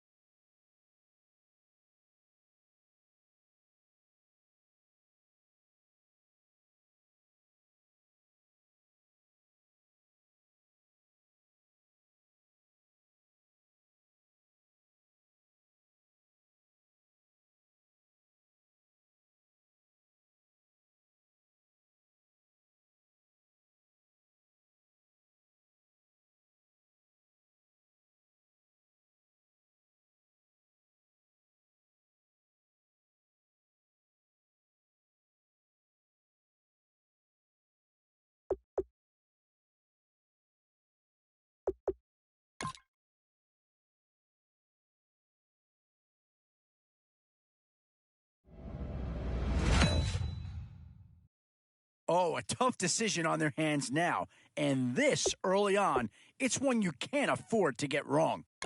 Oh, I tell you, you're not going to get too far in this competition without a superstar or two. And this guy right here certainly fits that billing.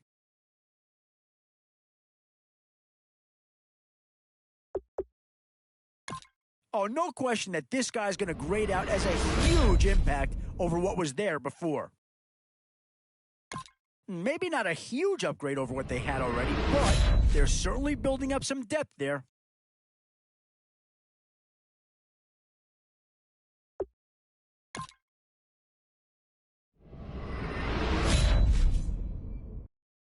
In these middle rounds, you have to start asking yourself, do you settle for what's available now, or do you try and push your luck? I'll tell you right now, you won't go wrong adding any of these guys to your team.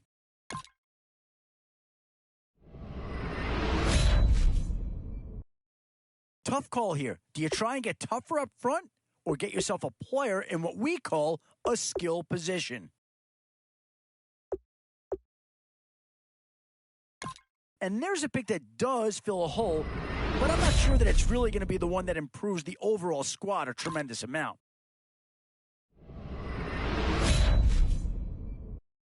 What to do here? Build up the interior of your line or get that skill player to add another weapon? And with time running short, you've got to hope some guys fall into your lap, or you could be left with some real holes on your roster. Still a few holes on this roster, and not a lot of time left to do anything about it. 2 words here: difference maker. That's what that pick right there is.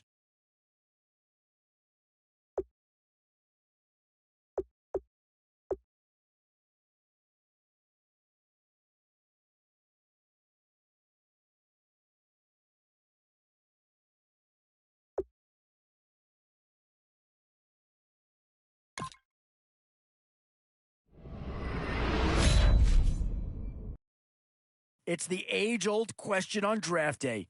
What's the bigger need, offense or defense? Options here on both sides of the football. It's pretty much of a coin flip if you ask me.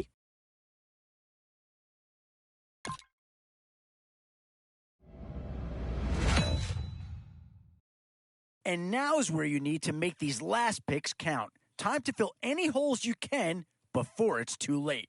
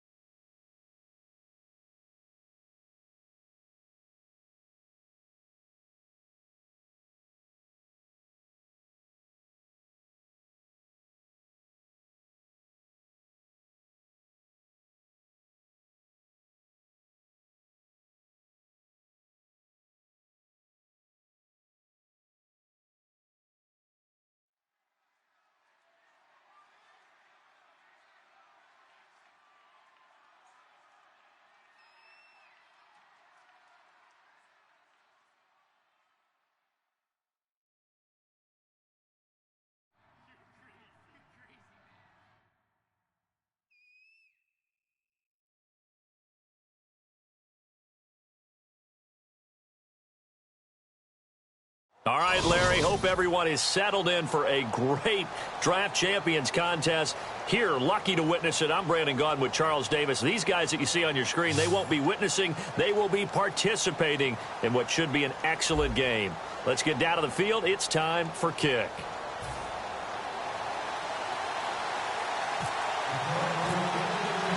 And it's the birth of a new club as we're underway in Draft Champions. Fielded about a yard deep. Fighting through. And a pretty good return here. He'll be stopped just shy of the 25 at the 24-yard line.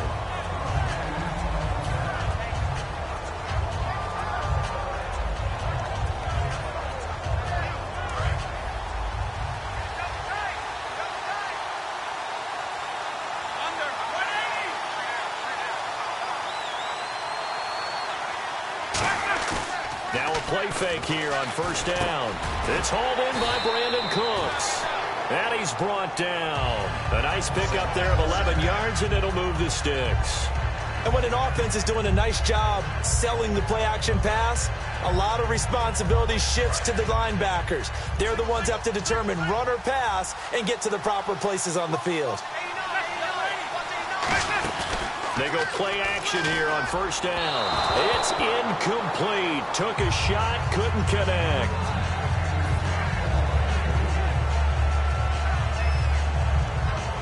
And on 2nd and 10 now.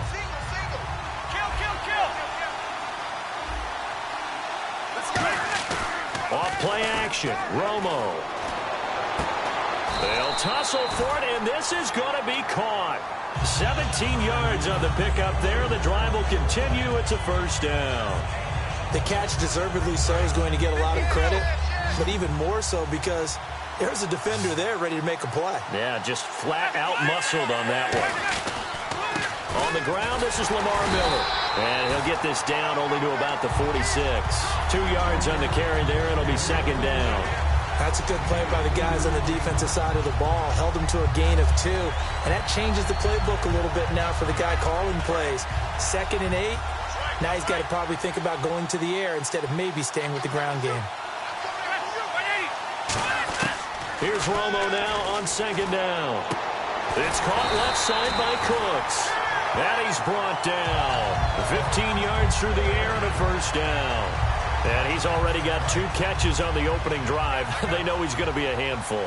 And sometimes you game plan for that offensively. You want to make sure that guy touches the ball. And sometimes it just happens naturally. And then you change your game plan. When he has the hot hand, you keep going back to him because he's running routes with confidence as the game goes on. 8 yards on the pickup, and now they'll have some options on 2nd and short. 2nd down following the run.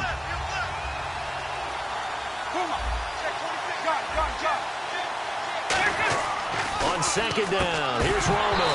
And the hit jarred loose. It's incomplete.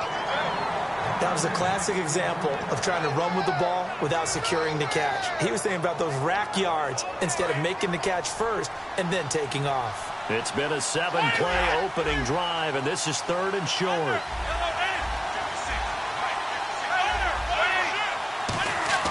3rd and 2, it's Romo. And that is incomplete. Brandon Cooks, the receiver he was going after. And that brings up 4th down. Really good, smart play by the defense, understanding 3rd and short, guarding the first down sticks, and being able to make a play on the football and bat it down. Now on 4th down, Jeff Fisher brings out the field goal unit. He's going to say, let's get 3. This is a 40-yard attempt from the left hash. So the opening drive for him here on their home turf results in a field goal. Now that's the way you want to get things started. Your stadium, your crowd, you've got the ball. Put points on the board first and let everyone start to celebrate. This will be taken to the back of the end zone.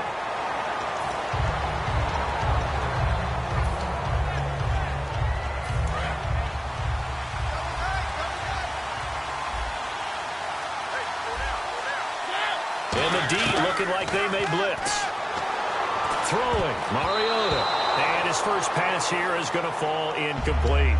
There are a good number of coaches at any time they call an in route are really worried about the play because there's so much traffic ordinarily that the ball has to get through to get to the receiver. And on that play, it was batted down.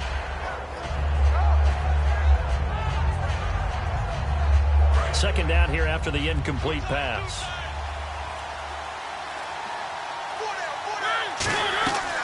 Now the first carry for Le'Veon Bell.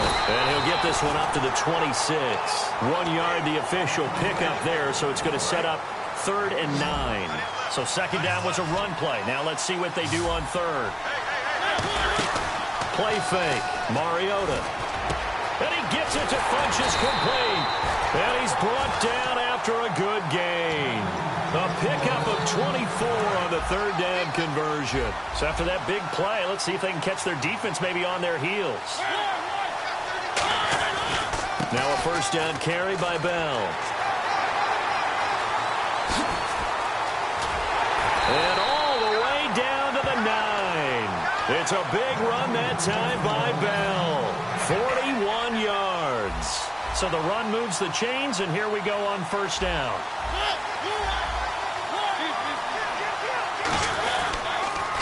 On the ground, the first carry for Ryan Matthews.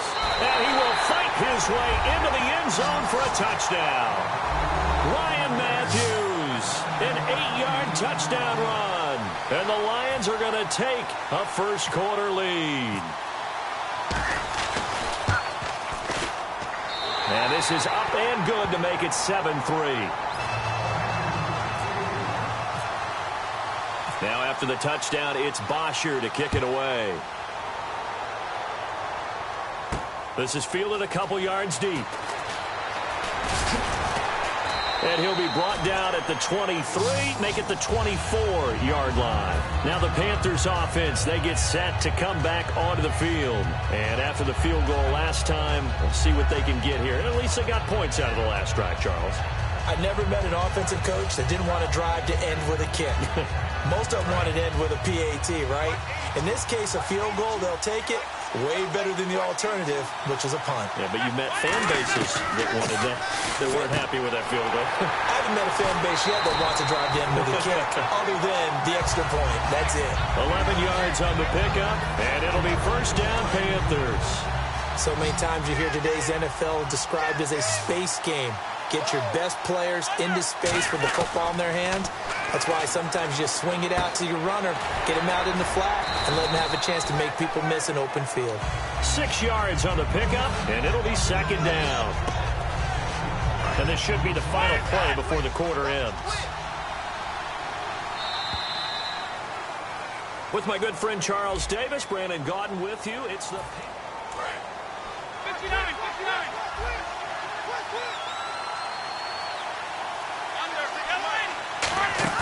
They'll fake the handoff. Now Romo eluding the pressure right. It'll go as a gain of 6 that time, and it moves the chains as well. Offensively, they liked their situation, so they tried to take a shot downfield, but no one was open. So it was tuck it in run time, and he picks up a first down. Here's Romo, and Cooks has it over the middle. And he'll be brought down at the 45-yard line. They'll give him 8 on the play, and it'll make it a second down. Good throw, good catch, but I really like the route. The drag and being able to run away from defenders, hard to stick with them for that long. Yeah, better against man than zone, or better against man, because now you're running away from someone, and you're not running into a defensive player in another zone. But they'll lose a yard that time, and that's going to lead to a third down. Well, they brought in an extra defensive back here, so probably not expecting a run on 3rd and 3. A good call. They'll run with Miller. And they go backwards here, losing yardage back at the 48-yard line. And now a whistle and a timeout called by the kicking team. They'll have 2 remaining as we step aside here in this second quarter.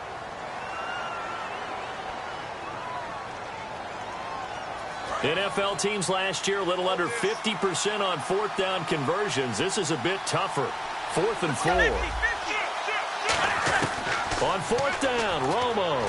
Smith catches left side. Past the 20. And he's brought down after a good gain. A big play that time on the catch and run. 36 yards. And now a first down following that long gain.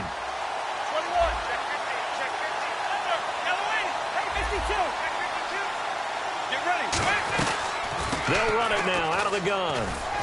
And he'll fight his way down inside the 10 to the 9-yard line. 3 yards on the pickup there, and it'll be second down. I do know from experience that when you slow down someone's running game, you're now doing the dictating on defense. And guess what? Now you're getting ready to tee off on their quarterback because they have to throw it all the time. But you still have to be alert for the draws and other plays of that nature to make sure you don't get hurt.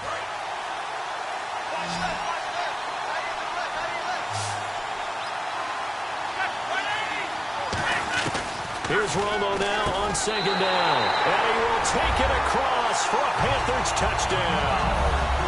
Brandon Cooks from 8 yards out. And the Panthers are going to jump back in front. And that drive we just saw that culminated in a touchdown, exactly what many offenses are looking for. Sustained ones that can impose their will on the other team. Now it's Ryan Suckup on after the touchdown to kick it away. So the Lions offense ready to go back out onto the field. And it's a unit last drive that did it all on the ground, Charles. And they controlled it from the interior, big on big, right? Offensive lineman versus defensive lineman. But you know, in order to keep the football moving downfield, other people have to get involved as well. Your wide receivers, your tight ends, lead runners, anything that you have possible to get in front and keep the ball moving. And now the defense may be looking out for a pass coming up.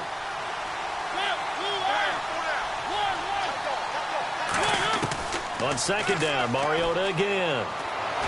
And it's incomplete. Took a shot, couldn't connect. He was looking to hit his running back, Le'Veon Bell, that time. And it's third down. It looked like they had something there, but I think that he was thinking about running with the football before he actually hauled it in, and that led to a big drop.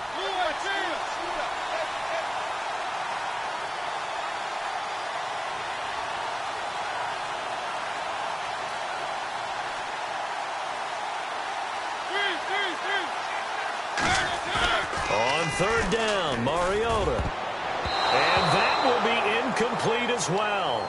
It's always tough for the guys throwing the football when they think they've got a completion and the ball's almost there, and then someone sneaks a hand or two in and bats it away.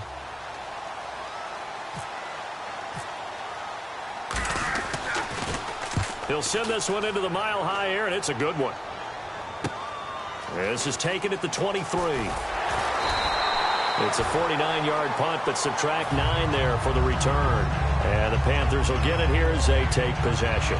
Here's the Carolina offense as they get ready to take over here. Good drive last time. Really effective passing the football.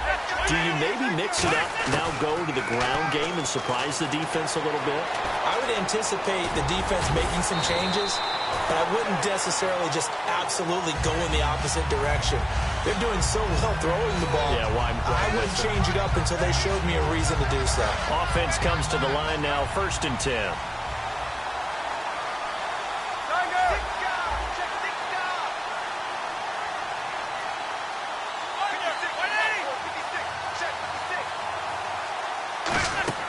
Now a first down throw. Romo. Throw complete right side to Cooks. And he'll be brought down just shy of midfield at the 49-yard line. 4 yards remaining now on second down.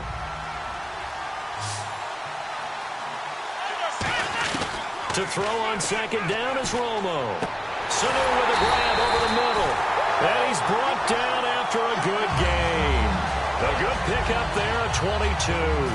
I know that in recent years, it's been tough on Tony Romo. A lot of injuries have piled up, but he's still able to sling it, Brandon. Look at that throw. Yeah, he can. By the way, you know his given name on his birth certificate? Hit me, hit me. Antonio Ramiro Romo. Now hold everything here. We're going to get a timeout by the offense. So that means they're down to 1 remaining here as we head toward halftime.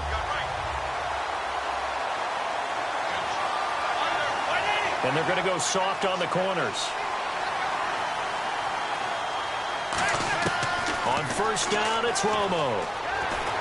And no escaping this time as he'll go down. They got him for a sack. Randy Starks able to drop him for a loss of 4.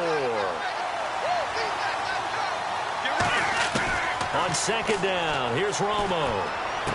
And he'll take this into the end zone. Touchdown, Carolina. Brandon Cooks in the final seconds of the first half. And the Panthers add on to their lead.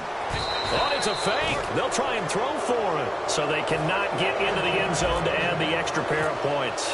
Now it's Ryan Suckup on after the touchdown to kick it away. And no return on this one as the fair catch is signaled for and taken. And Detroit getting set to go now. And from this spot in the field with the clock where it's at, you think we're just going to see a knee and that's it? And I think in this situation, that's the proper play. But we do know there's some risk takers out there that may want to take one more shot before the clock runs out. They come up with one running back. That's Bell.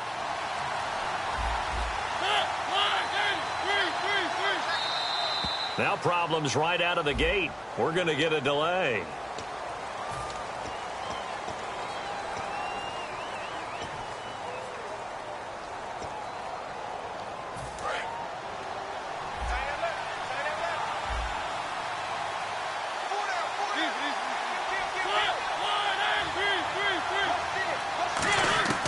Working out of the gun, Mariota. And they get to Mariota here as he's dropped on the sack. Now whistles come in. We're going to get a timeout here by the offense.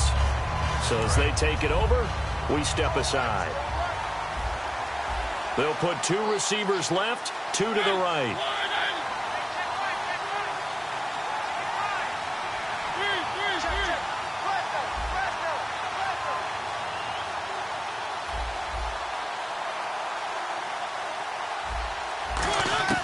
Final play of the half here, Mariota.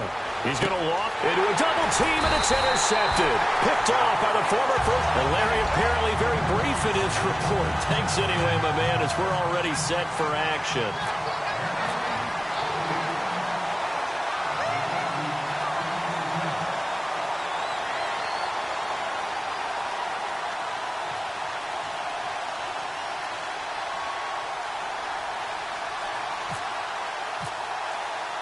Both teams appear ready for the fight ahead, and we resume action here in quarter number 3. A gutsy call there. Yates at the locker room with a lead. Tried the onside kick. It didn't work. And you just wonder what the gain was there. They're already in the lead. They were in control of the game. They may have given momentum now to their opponent and maybe kick-started things going in the opposite direction. And a pretty little juke move there, but not a ton to show for it afterwards as he's brought down. First play of the drive, let's give credit all around. Excellent blocking, but the guy carrying the ball, he was the finisher. A really nice run. Now a second down throw for Mariota. This is complete to Watkins on the slant. And he'll get it down on the play to the 37. It'll be a 3-yard gain, and that'll make it 3rd and 1. And quickly they get to the line. On 3rd and 1, here's Mariota. And it's a short one here, complete to the tight end. And he's brought down after a good gain. A big play there on the catch and run. And it'll give him a fresh set of downs. And Brandon, from our time in college football, where receivers weren't running the traditional NFL route tree, one thing they did learn, find open areas, find soft spots, and set up and catch the ball. And I think we just saw that there. Yeah, we saw that indeed, picking up the first. Mariota now on second down. This will be caught at the 2. It's a really nice 15-yard pickup, and now it's 1st and goal. Looking to speed things up here, going with some tempo.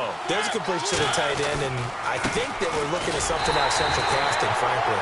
Absolutely. I mean, size, the hands. Speed. I mean, can flat out run. You put that whole package together, you light up the eyes of an offensive coordinator, don't you?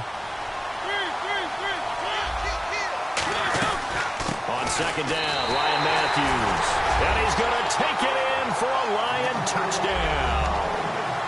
Ryan Matthews, his second touchdown of the afternoon. And the Lions have got it back to a 1-score game.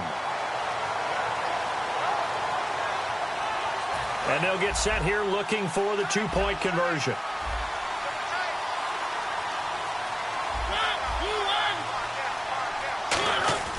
Mariota will look to throw. And they don't get it. They tried for the two-point conversion there, but unsuccessful. So the defense gets the stop. I know it's situation to situation, but who has more pressure there, offense or defense, when they go for two? I truly believe it's the defense has more pressure because the offense has an entire playbook wide open from the 2-yard line. You can run it, you can throw it.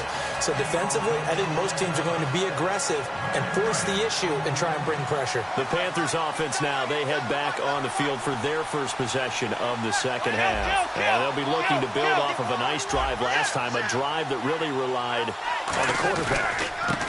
Making good decisions, distributing the ball well, distributing it accurately, keeping it away from danger. A really nicely run drive. But now the defense, what adjustments do they need to make in the passing game? Pass rush, pass rush, pass rush. Whether it's the guys up front or maybe you bring additional guys, but you've got to disrupt the timing of them throwing the football. We'll see if they can disrupt it here. Connects with Sanu right side. A good gain of 4.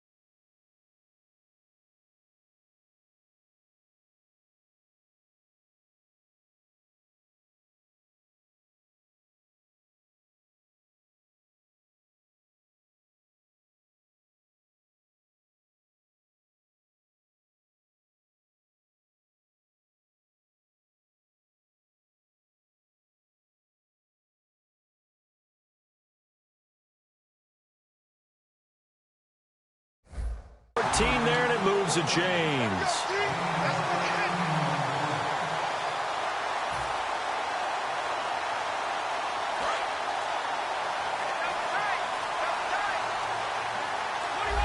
And the play clock's running down. A first down carry now for Miller.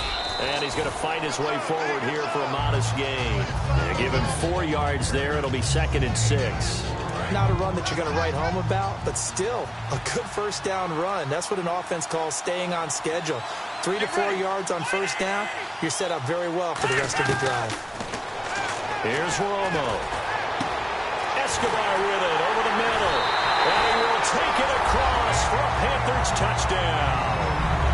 Gavin Escobar, 42 yards. And the Panthers are able to grow their lead. Boy, it's nice to have that big, reliable target you can go to. Each and every time. A lot of people see that position as a fallback. Throw it to them when all else fails. Not at all. This guy can make plays, and that's exactly what he just did. Yeah, play here for a touchdown. Now it's Ryan Suckup on after the touchdown to kick it away. And Detroit getting set to go now. And they're hoping to capture some of that magic they had last time out when they were able to put together a scoring drive. But they're still down here, Charles. Not the major concern, though, because of what you talked about. They scored the last time out. They feel good about themselves. They feel like their game plan is now in effect. They know how to attack and what plays they want to put together. But they've got to keep it moving in the right direction because, as you did note, they are down on the scoreboard. On second down, it's Bell. And some room to work. And he'll take this up near the 35, maybe the 34. Pretty good running there, 9 yards. Sets up a 3rd and 1. And they're going to hurry back to the line now. 3rd and short yardage. Mariota. It's a short one here, complete to his tight end. Welcome back now to Denver. And they're indeed going to go for it here on 4th down. So trailing here in the last quarter. Let's see how this plays out. They'll run him with Bell. It'll be a pickup of only a yard. And on 4th down, they're able to convert and move the sticks. I tell you, on 4th and 1, when you're way back on your side of the field, I thought this might just be an attempt to draw them off and get the first down that way. But they were going for it the whole time, and they wind up getting it. This is Bell on the dump off. And able to get this one across the 45 before he's brought down. They give him 13 yards there on the play and a fresh set of downs. They're going to hurry back to the line now. On 1st and 10, here's Mariota. And no escaping this time as he'll go down. They got him for a sack. These strong safeties, some people may not realize it. It's really like an extra linebacker, right? It really is because they're hybrids. Half linebacker, half defensive back. The linebacker in him on that play emerged. Now Mariota. That's going to be knocked away and incomplete. Well, we're not playing 3 yards in a cloud of dust football anymore. I kind of get why those old school coaches sometimes didn't want to throw the football. Because if it's popped up in the air, it almost turns into slow motion. And both sides trying to get to the football, and you're holding your breath wondering whether it's going to go good or bad for your team. Now they go screen. It's complete. That'll make it 4th down after a loss of 1. I love the intelligence the defense just showed there. Read their keys, saw the screen developing, ran to it, and smothered it. What a 3rd down stop by them. Mariota. A hit as he throws, and this is going to be incomplete. And they're not able to convert on 4th down. Carolina getting set to take the field. And they will simply, Charles, be looking to duplicate what they did last drive when they were able to push it in for 6. And they hope it'll be that easy, right? To be able to take it. The big man, get the oxygen tank ready. Touchdown, Carolina. And that's just another in a long line of passing touchdowns for him today. To say that he's been on fire would definitely be an understatement. And that'll make this a 3-score game as the lead moves to 17.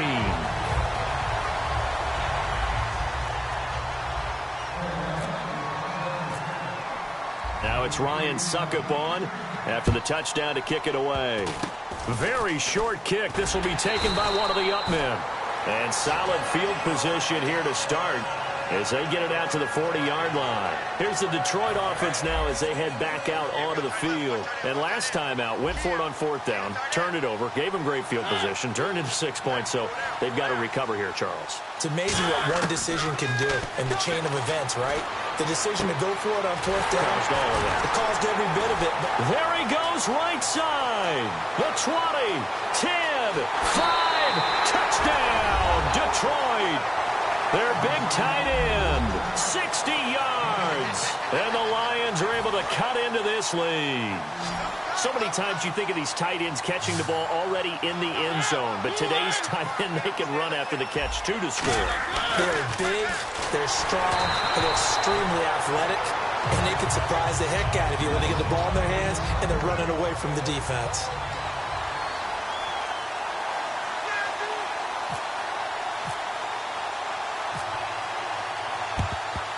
And it looks like the Panthers' hands team does its job. Carolina getting set to take the field.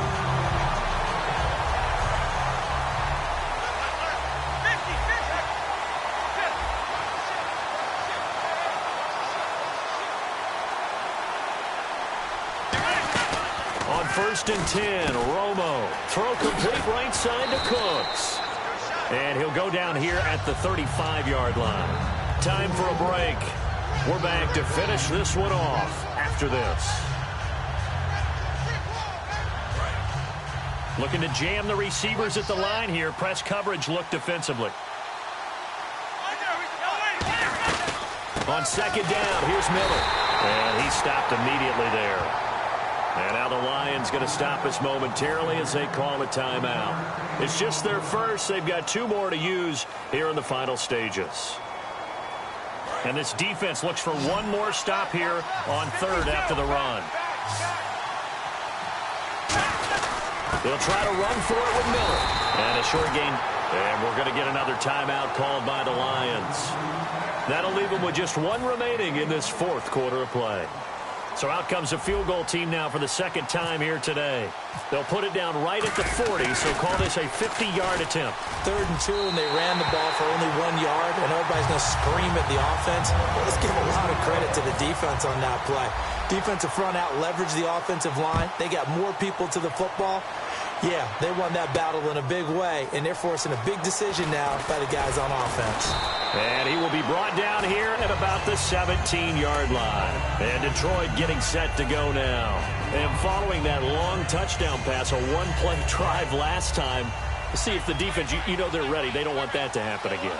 And you would have thought they would have been ready the last time. I mean, that's what you work on all the time. Make sure that no one gets behind you. That's the cardinal sin of defense, not giving up the long pass. And this is intercepted, and that should do it. Adrian Amos with a pick. And now on the pitch, the ball's loose. Well, I'm guessing that on the sidelines there might be a few words said about that mistake there, but I don't think it's going to hurt them in the long run. They're still going to get out of here with a win. Yeah, they got the 2-score cushion, but you know what coaches say, Charles? Finish strong. Finish the game out the way it's supposed to be played. In fact, coaches might be secretly happy. Gives them a chance to do a little extra coaching next week. Mariota now from the 50. It comes, and he lost the football. Mariota had it jarred loose. 20. Well, that drive wasn't a case of wanting to put points on the board. It was needing to, having to, and they didn't get it done. Yeah, didn't get it done, and now you look at the situation and the point differential, 2 scores, pretty much game, set, match. How about the takeaway, though, huh? How about those defensive guys? It'll be a pickup of 4, and it brings up 2nd and goal. So that run gets them about halfway home. Yeah, it's now 2nd and goal. The end zone beckons. It looms. They can do whatever they want. Full playbook. Run it again, or they can go play action and try and put it in that way. It'll be a gain of 5, and it's going to set up a 3rd and goal. His path became similar to almost running a stretch play, didn't it? Trying to find a crease, anywhere to put his foot in the ground and cut back. It just never materialized.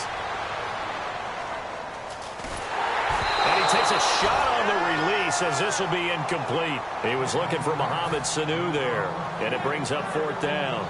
Putting pressure on the guy throwing the football is always good, but when you can couple that with contact on him that leads to an incompletion, as we just saw there, that's winning football. And this one is no good. He missed it. And this score will stay right where it is. So a bullet dodge there defensively. They surrender excellent field position on the kick return, but it winds up not costing them a thing. And that's a tough sequence of events from an offensive perspective. The inability to get first downs leads to the field goal try. And the inability to cash that in leads to nothing on the scoreboard. And that is incomplete. 7 seconds remaining.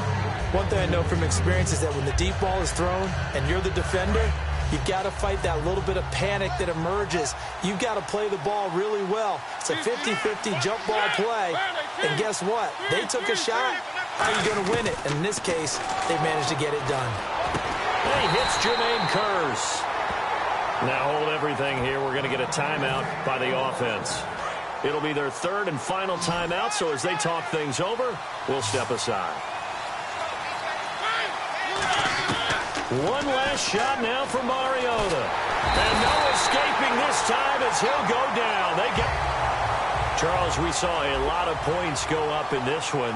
Certainly defensively, stuff that they can look at on film, don't you think? No doubt about it. And they've got to go back and check where the errors are, how they're going to fix them, and continue to get better at what they do. But they also need a little adjustment with their confidence. To give up that many points, even if you win a game, that can hurt you.